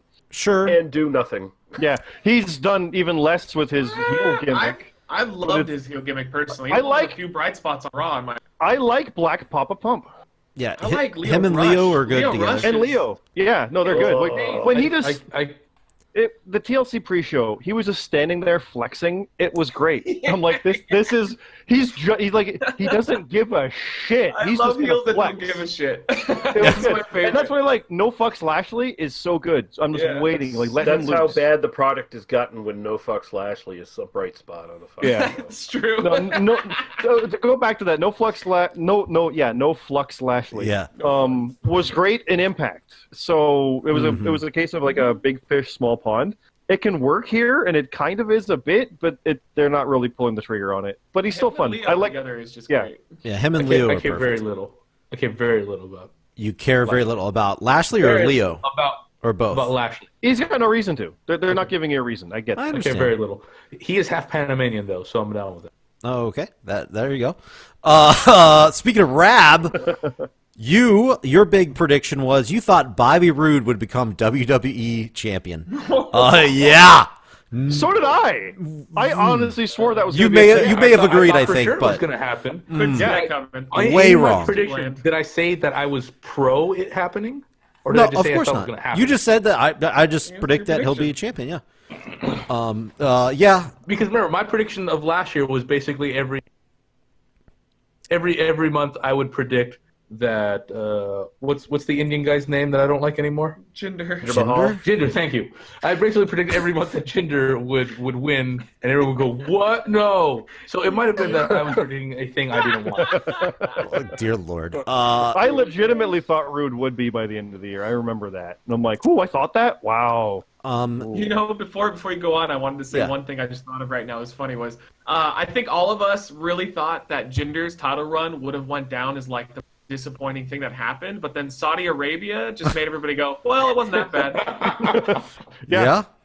Yeah, it wasn't. Ginger's not as bad as a fucking assassination. Yeah. Yeah, that's it. That was my little. In retrospect, I'm not that bothered by It doesn't Jinder's bother title me that run much. anymore. Not anymore. No, now that's over in the past. No, it's that's over. good. It's just like a funny thing that happened. That It's- was it's- weird, right? It's How a footnote now. stupid. You're like, oh, neat. Yeah. Zion, I guess in your eyes, this worked out perfect for you as far as predicting it. You predicted that 2018 would be just as forgettable as 2017 was. No, I said it was worse. I guess you're right. You were wrong. It was worse in your eyes. Yeah. So I guess you got that one wrong. No, it was as forgettable and then worse. Yeah. Yeah, because the core problem with sucks. the company is Vince McMahon. Yeah. He is the one that is clearly out of touch and Yeah. does not understand and hasn't. He still has shades of brilliance. He still does moves. You know, like we gave him credit for. I like Lashley and Leo Rush. That was him. There's been a few people that he's turned where you're like, I don't know if I see that, and then oh well, he didn't. But for everything he gets right, it's like 1,000 things he gets wrong. And at this point, especially with NXT being this perfect show, I mean, it's perfect. In the fact that they're in the same umbrella and Vince has nothing with NXT, that just shows me that if they brought the people that were creatively and in control on NXT to WWE, I don't think it would fix things because NXT is a shorter show, so it's easier to make it tighter and better. But it would certainly improve the quality of 2019 if Vince stepped aside. But he's not going to. They No. would not necessarily bring the creative team from NXT over because you're right. If they tried to spread that out to cover all those shows, it would It'd be a be big hard. problem. But if they sort of installed the booking philosophy that NXT has to the other shows, the It would product as a whole Yeah, it would would help. probably Like, don't have Raw and increase. SmackDown copy each other. That's something they've been doing. Yeah. Where like Raw will have a main event that's a 6-man tag, and then SmackDown the next night, oh, main event's a 6-man tag. Why do they do that? That's, like, yep, why I don't agree. you make your shows different. Like if I'm watching Raw, I should have a different feel from it than SmackDown. But they always just kind of feel like the same thing. They look like the same show. They never really change enough to make you think, oh, this is different. But you watch NXT, you clearly understand that this is not Raw or SmackDown. This is its own entity. Yeah. I mean, they've been doing basically variations on Gargano as the baby face who's gone over the fucking line with Rollins and to some extent with Daniel Bryan. It's a much more extreme variation where he actually turns, but They've been basically just copying like some hot angles from NXT even and not using them as. What an amazing thing that was with Gargano too. I really appreciate that. He was the #1 babyface in the company, and they turned him for one match, but somehow it made sense in a storyline standpoint. He made sense because it was more about, well, you were in my way and I needed to do to win. Then he lost as a heel in that match, and then immediately is like, is he a babyface though, or is he like, he is the Punisher? He is like a guy that can go back and forth depending on who he is feuding with, which in wrestling is really hard. It's hard to have a tweener that stays a tweener for so long. By the way, that's a stupid fucking word, and I don't ever want to say it ever again. But like, dude, props to NXT and props to Gargano for even something that, if they tried that in the main roster, never would work. It would be like Charlotte beating up Becky or beating up Ronda and then immediately beating again for no reason. Just not going, don't worry about it. But NXT explains things. I think we should use the time that we have left on this podcast to come up with a new word to replace tweener. I agree. What should it be? In between? Ice. Nope. A feel? Feel? Ooh. What? Feel? So feel. They're a feeler. Feel. A feeler. A feeler. Okay, I like that. Brock Lesnar. Feeler. That's a actually feeler. now that we're in the Me Too movement, that might not work. No, Yeah, it that's would what I was not. gonna say. It would definitely sounds like sexual assault. not 2019. Not 2019 quality there. Well, Brad, will think about it. Me and you come up with a word, and when they're taking it out, Yeah. You guys about do right that. now. You guys do that. Okay. As I continue here, real quick. I just had a couple more. Yeah, I really like Gargano as an Yeah, I love it. face or a heel. I don't know. What is he, a face or a heel? Anyway, continuing right here, just finishing this up. I predicted that 205 Live would die this year. This past year, sorry. Halfway right. They're no longer live, but it's still a thing. So I wasn't right. And You were not right at all. yeah, I was not correct. And the last thing here, Matt Zion predicted that Roman Reigns would win the title at WrestleMania and hold the title for an entire year and lose it at the next WrestleMania. Yeah, he would have, but nobody would have expected that. Yeah, and then Scott did chime in on that and said that Roman would win at WrestleMania, but would lose to Braun Strowman. But none of that happened. So. Can you believe? Man, they fucked up Braun Strowman this year. I was gonna say, I was thinking that we haven't mentioned Braun Strowman's name. Remember Braun Strowman this time last year? That's Holy true. Fuck! Yeah, that's true. Messed up Braun. He was champion for a day with a 10-year-old. And it's not like people cooled on Braun That's it. either. No, they still love him. They just really didn't do it right. Oh No, If you stick him in a feud with a guy with go-away heat, what's going to happen? Well, Give him money in the bank. That explains it perfectly. That's a Braun Strowman explanation. Well, it's just... Braun Strowman definitely. It is funny that we just did this whole podcast talking about 2018 and didn't mention Braun Strowman until right here. But no, he had he didn't have a bad year besides the WrestleMania spot. I mean, I thought he'd had a decent year. Fine. It didn't bother me. I thought the WrestleMania thing. No, that was easily worst thing of the year for me. If we Yeah, I won't remember when he beat up Baron Corbin or had his friends beat up Baron Corbin. I Any of the shit also- he did. No. Wait, Bomber. No. You thought that was the worst thing that happened in wrestling this year? In WWE, yes, I believe so. Yeah. Wow, you think that's worse than Roman Reigns getting cancer? How dare Oh, you? Yeah. God damn it! Crown You son of a what a bitch! jewel. You son of a bitch! What a piece of Oh shit. my. Okay. Yes. Sorry. That was uncontrollable. But Oh yes. my goodness. What a piece of garbage. You are terrible. You're such an asshole. No. Yes. Obviously, Roman Reigns getting Everyone, cancer. Bomber is pro-cancer. No. It really is. Goddamn. He's so Why would happy you Roman support Reigns that? got cancer. And this is what happens when you know. Oh my God. I'm So about to worse than book that cancer? leukemia you know what's guy worse to than the top. what's worse than cancer? A little kid living out his. no, fuck that. No, fuck that kid. Like a Make-A-Wish little kid. No, fuck that kid. But no, things that were controllable. Yes, that was the worst of the year. Was fucking Nicholas winning the No, it wasn't. tag team Crown title. Jewel was. No, I disagree. Going to Saudi No, I Arabia disagree. No, that was. bad thing. Okay, things I that are disagree worse. with that. They could have not gone. Things that are better than a little kid getting his dream. Cancer. Us help, the WWE getting behind a dictatorship that kills journalists. All these things are better than than cancer. I would- apparently. I From would- this standpoint, I would rather watch It made the. me upset to be Okay. a wrestling fan that they went over there. I would When rather they right really now. clearly shouldn't have. I would rather right now watch the entire Crown Jewel show again than watch that match with that fucking kid winning the No, title. because that's way Wow. shorter. It's way Yeah. less time. True. It is way less time. You're right, but way worse of a thing than happened. Crown Jewel, they were so embarrassed to say where they were, they never did. That's fine. I mean, it was they arguably shouldn't have went there. That's fine. And That's the thing. hold on Yeah. though, at least hey, if Nicholas comes back as a trained wrestler, comes up with veteran Braun Strowman to win the titles again, that's fucking money, brother. Okay, we'll see what happens in. Yo, in if 10 they years. set that up, that would be amazing. Oh, Now, That We'll would be see so what The cool. kid is the happens son of a in referee, so he's got 2027. an What in. the fuck? Yeah. slow burn, slow burn. now, Burn, brother. Long-term booking. It's No. like the old territories. WrestleMania 50, Strowman and versus somebody Nicholas. was There it is. making the horrible fucking argument that I will remember that moment of when Nicholas and Braun. I don't know which one of you fuckers said that, but one Oh, of you me, guys, probably. yeah, one of you I guys. will. Matt- I didn't say Matt you. and I I did. said I will remember that. Yeah, Exactly. Matt will. And yes, Yeah. that is correct, but a horrible argument. I will also remember David Arquette winning the world championship. Oh, that but is by the not way, good. He's killing it on the indie scene right now. He's doing Yeah, great. I literally- watched one of his matches. He's doing fantastic. He's literally got a killing hair- it. He hair almost match. died.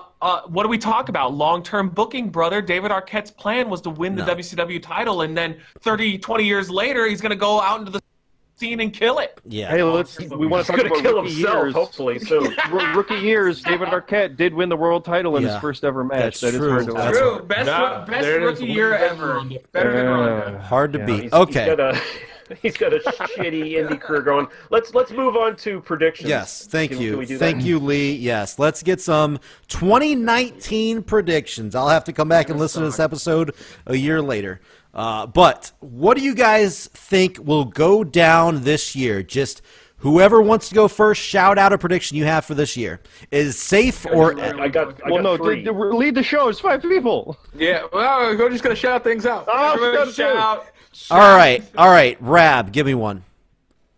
My prediction is Almas is going to actually have a great year. We're going to come back at the end of this one saying, I can't believe Almas is the world champion.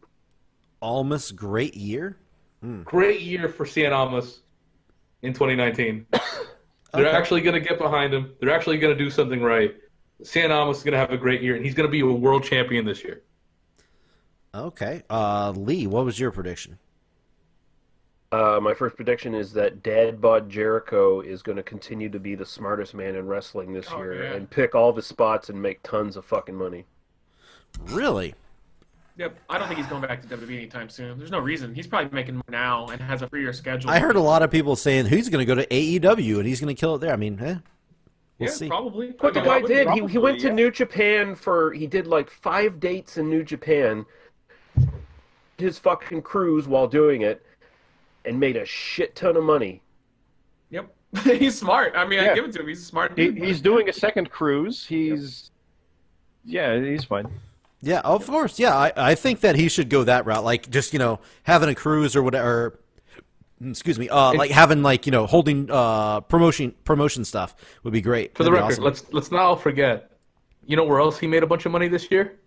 Where's that? At the greatest Royal Rumble. Yeah. Yeah, that's true. He did. Yeah. He sold out that dad bod for all of the Saudis. I ain't saying I like Jericho. I'm just saying he's the smartest man in wrestling Yes. right No, now. He is. I'm with you. I think that's more proof. He did one WWE date all year, and it was fucking Saudi Arabia. Well, he was actually at the 25th anniversary of Raw backstage with Elias. Yeah. And we were talking money, so I mean, he knows where the money's at. It's in Saudi Arabia. So Yeah, but he never went back because he was so skeezed out by it. He's like, you know what? It's not worth it. I had a rumor that he was in the room when they killed that journalist, though. I just, that's a yeah. big rumor. I'm sure that's confirmed. They Yeah. made him listen to some Fozzy albums. That sounds like some shit you'd read off the goddamn bullshit dirt sheets. Made that journalist listen to his latest. I become it. The journalist put the gun to his own head. I am going to throw a prediction out there. I think, this is crazy maybe, I think John Cena is going to win the world championship and get that record. Yep. Yeah. I think bet. That's a good I think that's going to happen in 2019. He's taking I it. agree. Yeah, no, I agree with that It'll be one. his last run, though. I think my prediction is done. This is his last year. I think this is it. Maybe. Because he's becoming way too big of a star, and every time people are asking him about it, he's talking about how he's winding down. I think that's it, and it should be. If his body can't take it, there's no reason to have the occasional match here and there. Just focus on Hollywood. He really is starting to look like what The Rock was in like 2003, 2002, 2003. And it really did come out of nowhere, didn't it? Yeah, well, injuries. It's been a while just now, fucked him up. but it was That suddenly he's always there, always there. He's gone. Yeah, That's the one of the thing. arguments He made was that always we there. Shouldn't have these people wrestle as much as they do. Calm it down a little bit and cut their schedules down. And there's so many of them anyway that it would be better to keep some of them off of the shows here and there, just to build up a little bit more drama and make people want them. Because less is more. But yet now they're feeding us. It's more is more is more is more is more is more. So, who knows how long his career would have lasted. He would probably want like another 10 years had they not made him the workhorse of the company, but he did what he did. What, you got a prediction there, Zion? Yeah, well, I said I think Cena's done. I think this is that's your prediction. Okay, this is Cena's last year. But I'll make a more of a fun one. I think Velveteen Dream will be a world champion by the end of the year. And I don't mean NXT. Wait. I think he's gonna balloon. Yeah, you mean WWE? That's what I mean. At WWE, it's like he'll either be Raw or SmackDown. Man, I thought I was going out on a limb. Jeez. I'm going big. Go big. I'm going big, boys. Why you gotta outdo me? I see something in him that the last time I saw this in somebody was The Miz. When Miz finally started getting the catchphrases down, and you heard people went from not giving a absolute fuck whatsoever about him to getting entertained with him. I've never seen somebody pick up the audience so fast with a gimmick that's so naturally unlikable. when I just saw the gimmick, I didn't like it. It doesn't really. You keep saying, how is it? It's funny because you say that, and I think maybe I'm like the target market for this kind of thing. That gimmick for me goes, oh yeah, that sounds fun as fuck.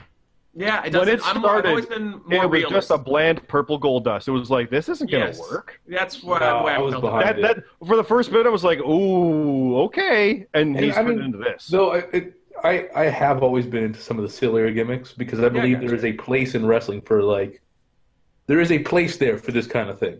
Oh yeah, and that's why I'm so high on him now, because he stands out amongst everybody else trying to be a badass. Yes, and I do think it's with the title. I'm not one of those guys. They have 2 world titles now. If there was only one, then I would say no chance. But the fact that they have 2 means that they have a title that they But can they don't always have just 2. toss They around. have one that you never see.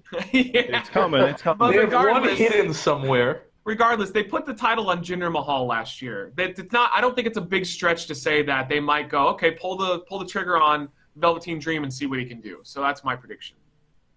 All right, Scott, give us one of yours. How many predictions are we doing here? Just however many you got. I mean, just whatever. Well, I'm predicting we're going to have at least 2 different world champions. I think Braun is going to win the Universal title, and I think that Drew is probably going to win it as well. What a bland main event that'll be if it's Braun versus Drew at WrestleMania. Well, not against each other. I just mean Drew's going to win. That's the rumor. That is the big rumor that they're pushing for. One side's going Rollins and Lesnar, and the other side's going Drew and Braun. Ugh, I don't know. To be fair, I'm really thinking Brock is dropping it at the Rumble because he's working toward UFC. Like, this was a last-minute Saudi thing. Like, he's out after this, I think. But no, I see those, and I do see Dream finally winning the NXT title, and he'll probably go on. But I'm holding on to that. Dream is going to win that belt. I don't think he needs to. I think he's already over enough to call him up and start focusing on. But he's still gonna. Yeah, I mean, well, like Aleister Black, he's gonna do it. He does though. A lot of people do leave NXT without ever getting a title run. So. Yeah, I still think he's gonna. I think it makes for a better story though if he actually does win it, because they're just this last year with him almost making it, a couple times now. It's like, you should pull the trigger on that and have a feel-good thing before. I feel the same with Gargano almost too. To be honest, he's not getting it though. It's done. But he's not. His destiny is to not get it. It's one of those. Yes, he's Tommy Dreamer of ECW basically. Like he will Tommy Dreamer won as NXT, but he'll never get a title run. But I do want to throw. Get the title. Tommy Dreamer got the title. He did for 10 minutes. But no one remembers that though, except for you who are having. Really. No, I got you. It's 10 minutes. I know, but I mean, he never got a proper ECW title run. That was Taz showing up and Mike Awesome fucking some dude in the ass or something. And that was it. I remember that. Not entirely wrong, but yeah. The other prediction is that Becky and Ronda will main event, and I think Becky's Oh going to yeah, win it. safe bet. I mean, But I that's, think Becky is winning, is my prediction. Okay, so here we go. We made some safe ones. I want everybody to give me one bold, I already crazy. did.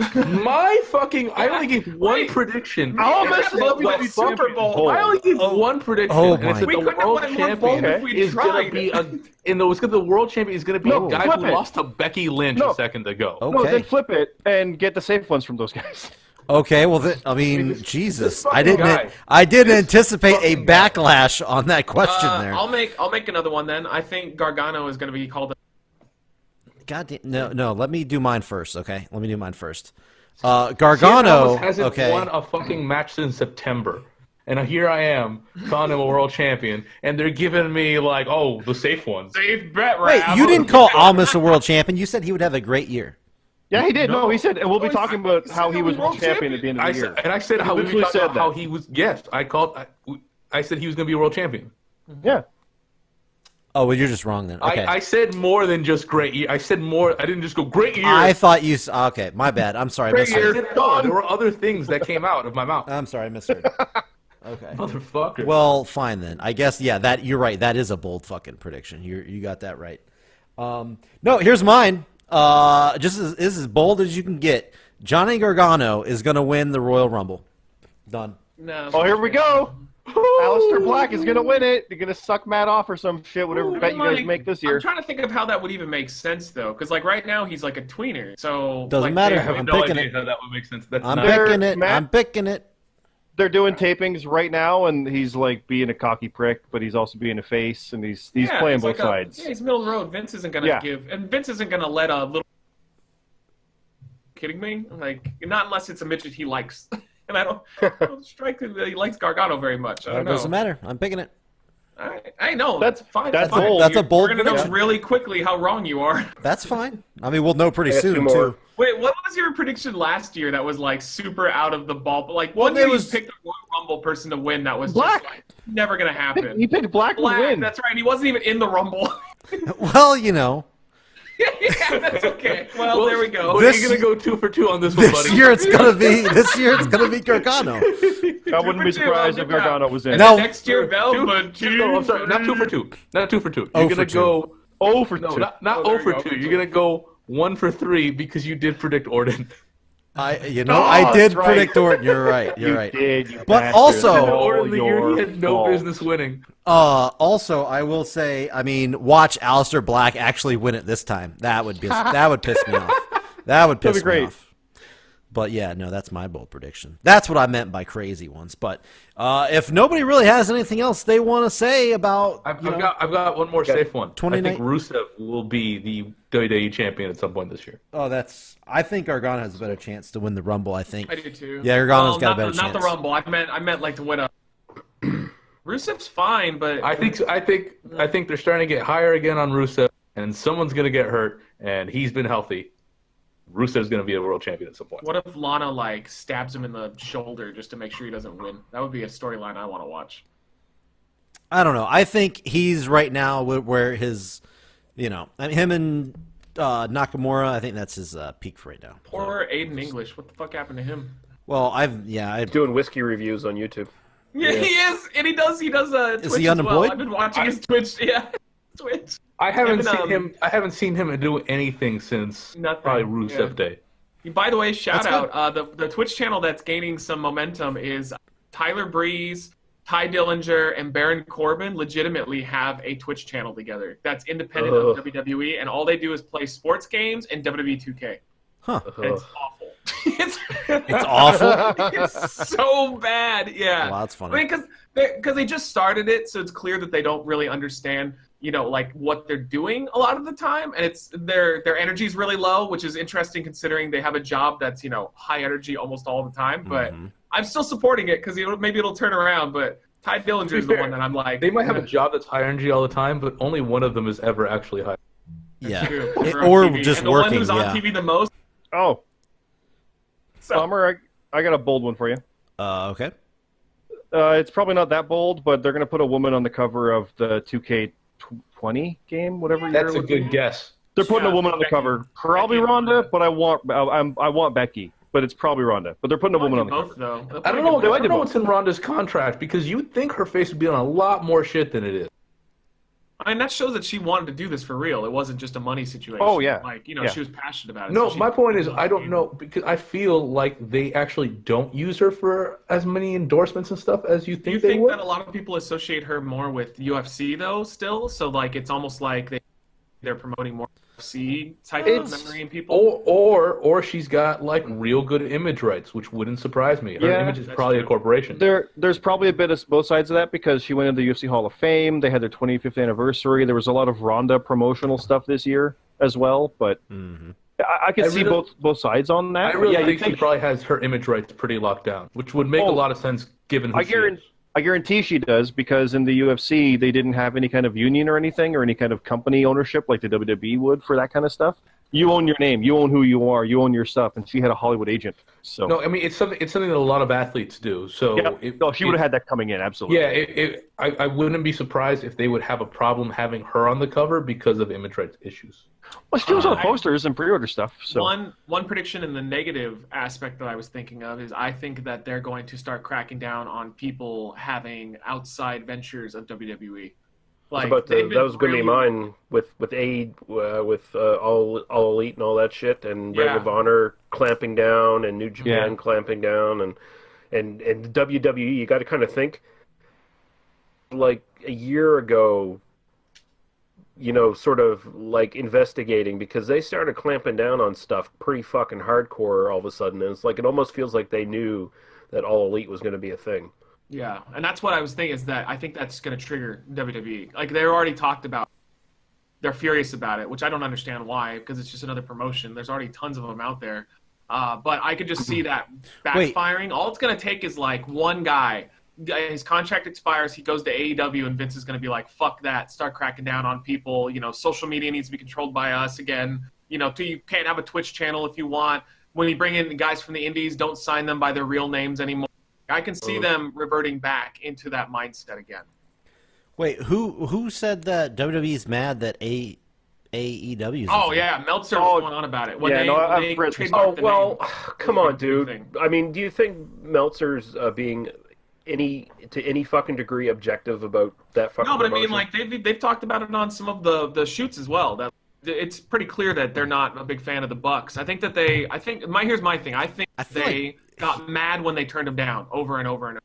That's my guess, because nobody really does that. They didn't want Mysterio to work all in. I remember that too. Like that was almost a deal breaker. There are little for them, tidbits here and there that make me feel like sure they're just. I don't think they're. They just don't like being proven wrong about Cody and stuff like that. It's like, oh, you're good for this one, and he goes and main events his own show with 10,000 for a world title. It's like, well, we said you were a nobody. How dare you be a somebody? You can say there's pettiness in there. There might be. There might not. Here's my bold prediction: Meltzer will be on the first official show of All Elite Wrestling, and he will fillet the Young Bucks in the ring. Oh! Fucked in the ass by Kenny Omega. Let me write that one down. And he'll call it an 8-star finish. Thing is, double I or could nothing. see that in a goofy wrestling context. 10 stars. 10 stars. The penis druids will come out with Joey Hey. Ryan, and they'll dance around the ring. Wrestle Kingdom 13, as us recording this, is going to be happening in a couple hours. Are we going to see our first 7-star match or whatever? I hate that he did that. Yes. But whatever. Yes, we are. He's going to do it. I don't really judge him based off of what he thinks about wrestling because I definitely disagree. Oh, When it yeah. comes to like this match was good or this segment. I'm like, I don't know about that one. But I get a lot of my inside news from him. And then if you listen to, Jericho's podcast, dude, that was weird. Listening to Jericho's podcast where he just straight up started insulting Sting for being bald in that match with Triple H. And I'm like, aren't you going to have to see him at some point? Like, okay, well, no fucks given. How are you going to insult somebody for rant. being bald, though? Like He did, though. He was like, he I got ranted. news for you, Jericho. Your hairline ain't exactly holding up all that well It's this true. last couple of years. But it's just, that's what I'm saying is that it's not just Meltzer. I hear, you hear tidbits try to piece together your best thing. But it does sound like they're not happy about the AEW promotion.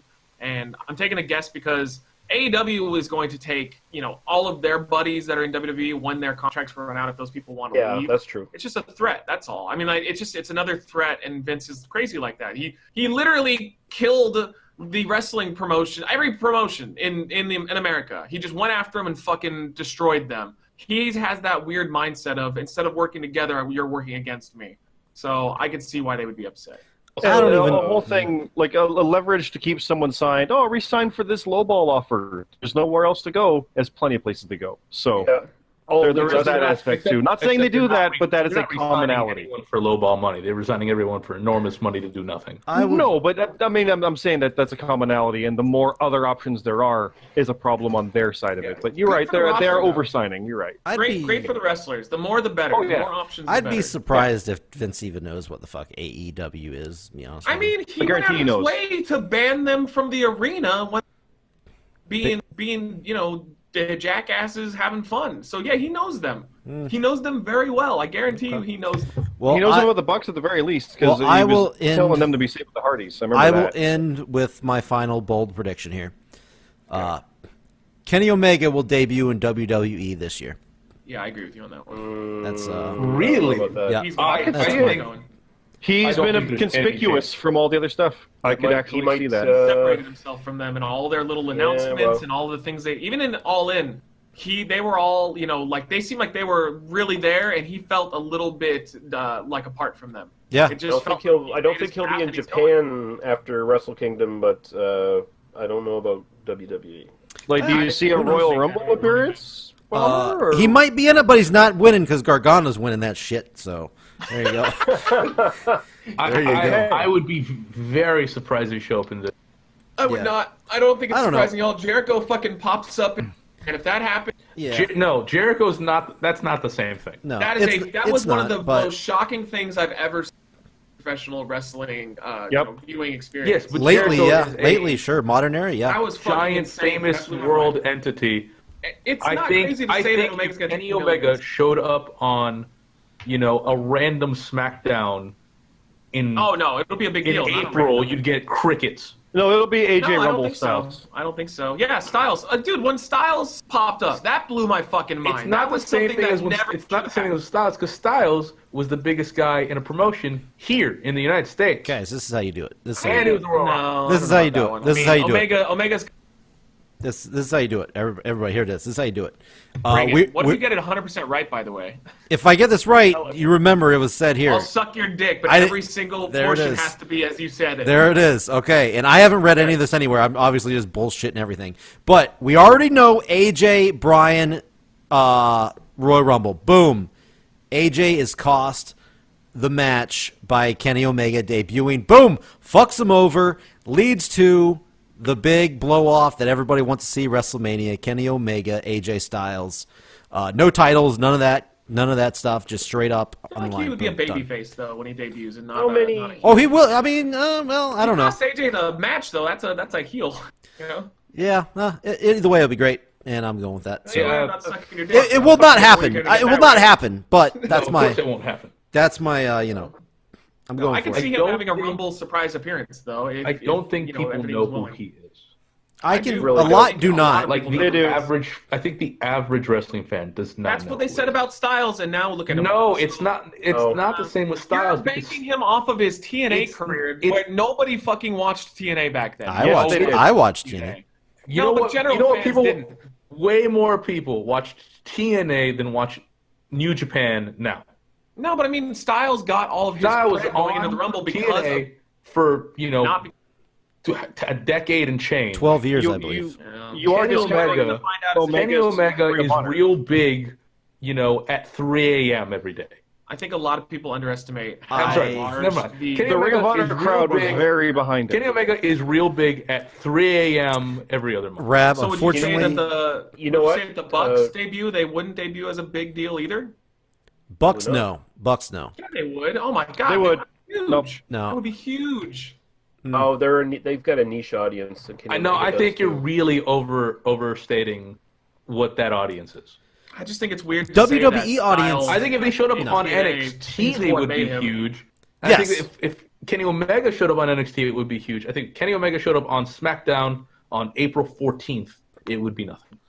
I agree with you to an extent on that. But if Kenny Omega was number 8 in the Rumble, people would lose their goddamn mind. Yeah, because that's an audience that would know. A Rumble Well, audience. yeah, that's why I specifically said on a random show, not on the. Yeah, no, not a random show. That's why they debuted Styles the way they did, though, because I know. they obviously weren't very sure of his reaction. He even said as much. There's a video of him right before he comes out in the bus going, I don't know. I'm aware, but Yeah. I still think AJ Styles was a bigger name than Kenny Omega. I don't know, in though, the but United there are a States. bunch of I agree with TV that. people that have debuted and Of they course. flopped and didn't get a good reaction. It depends on the love for the person, and the thing is, Omega has something that Styles has that a lot of other indie people that debut don't have, and that's just an absolute rabid hardcore base that loves them.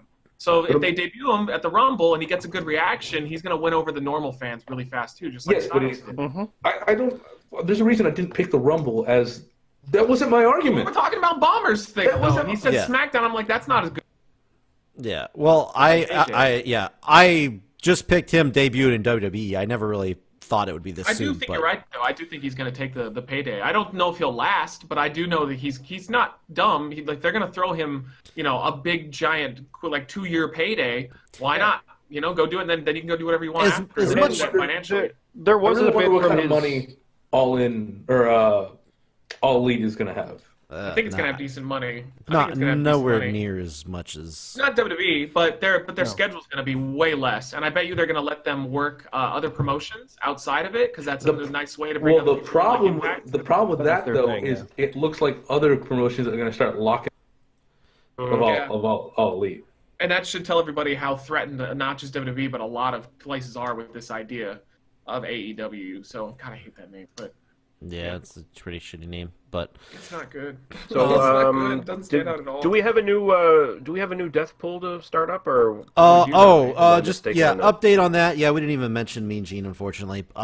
Yeah, Mean Gene passed away. We do not have a new death pool because there is no winner. I did have Mean Gene Okerlund No, that is in Death Pool 3.0, but okay, but- good. So you're not gonna make me pick the big dog. no, That's great. Scott won that one with Vader. And the rules in our Death Pool are you can't pick the same person twice. So I had to Roman pick already somebody. picked at one point. No, I ended up picking Jim Ross this time. So give a real quick run through of who we all have just before we close the show, so we all know going into 2019. I have Jim Ross. Zion has David Flair. In case you forgot, in case you forgot that. I totally forgot. How? I'm- You've been I'm wishing his against death every episode.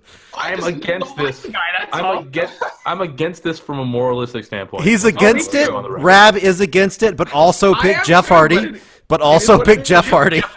Hardy's gonna die. Peanut picked Charlie Haas. I don't know. That seems pretty random and targeted, calculated, if you ask me. Charlie You might be Haas. trying to kill him. Yeah. Scott picked Sonny, probably the favorite for this whole thing. Ooh, I forgot about that. And yeah. Lee has, how could anyone forget, Dory Funk Jr. So Die, Dory, die. there you go. So those are still. Dory, just end it. Give it up. There you go. So I think that's a perfect way to end the episode. So guys, we'll see what 2019 has to offer. I am excited, and we'll see where it goes. We will see You know what's where it gonna, goes. I want a prediction for 2019. I got one last one. Oh god damn it. Okay, what you got, real quick? Jeff Hardy's gonna die. Okay, there you go. Jeff Hardy's done. Jeff Hardy is done. All right, It's guys. hilarious because his brother's in far. No, he's not. His brother has bad knees. Jeff Hardy has bad organs from drug use. Yeah, I was about to, that's true. That's true. Bad knees is different. Yeah. He could just Guerrero it out, and it's over. So. Yeah. Oh, dear Lord. All right, we're getting out of here. All right, guys. We'll see you guys later on the next episode. Bye.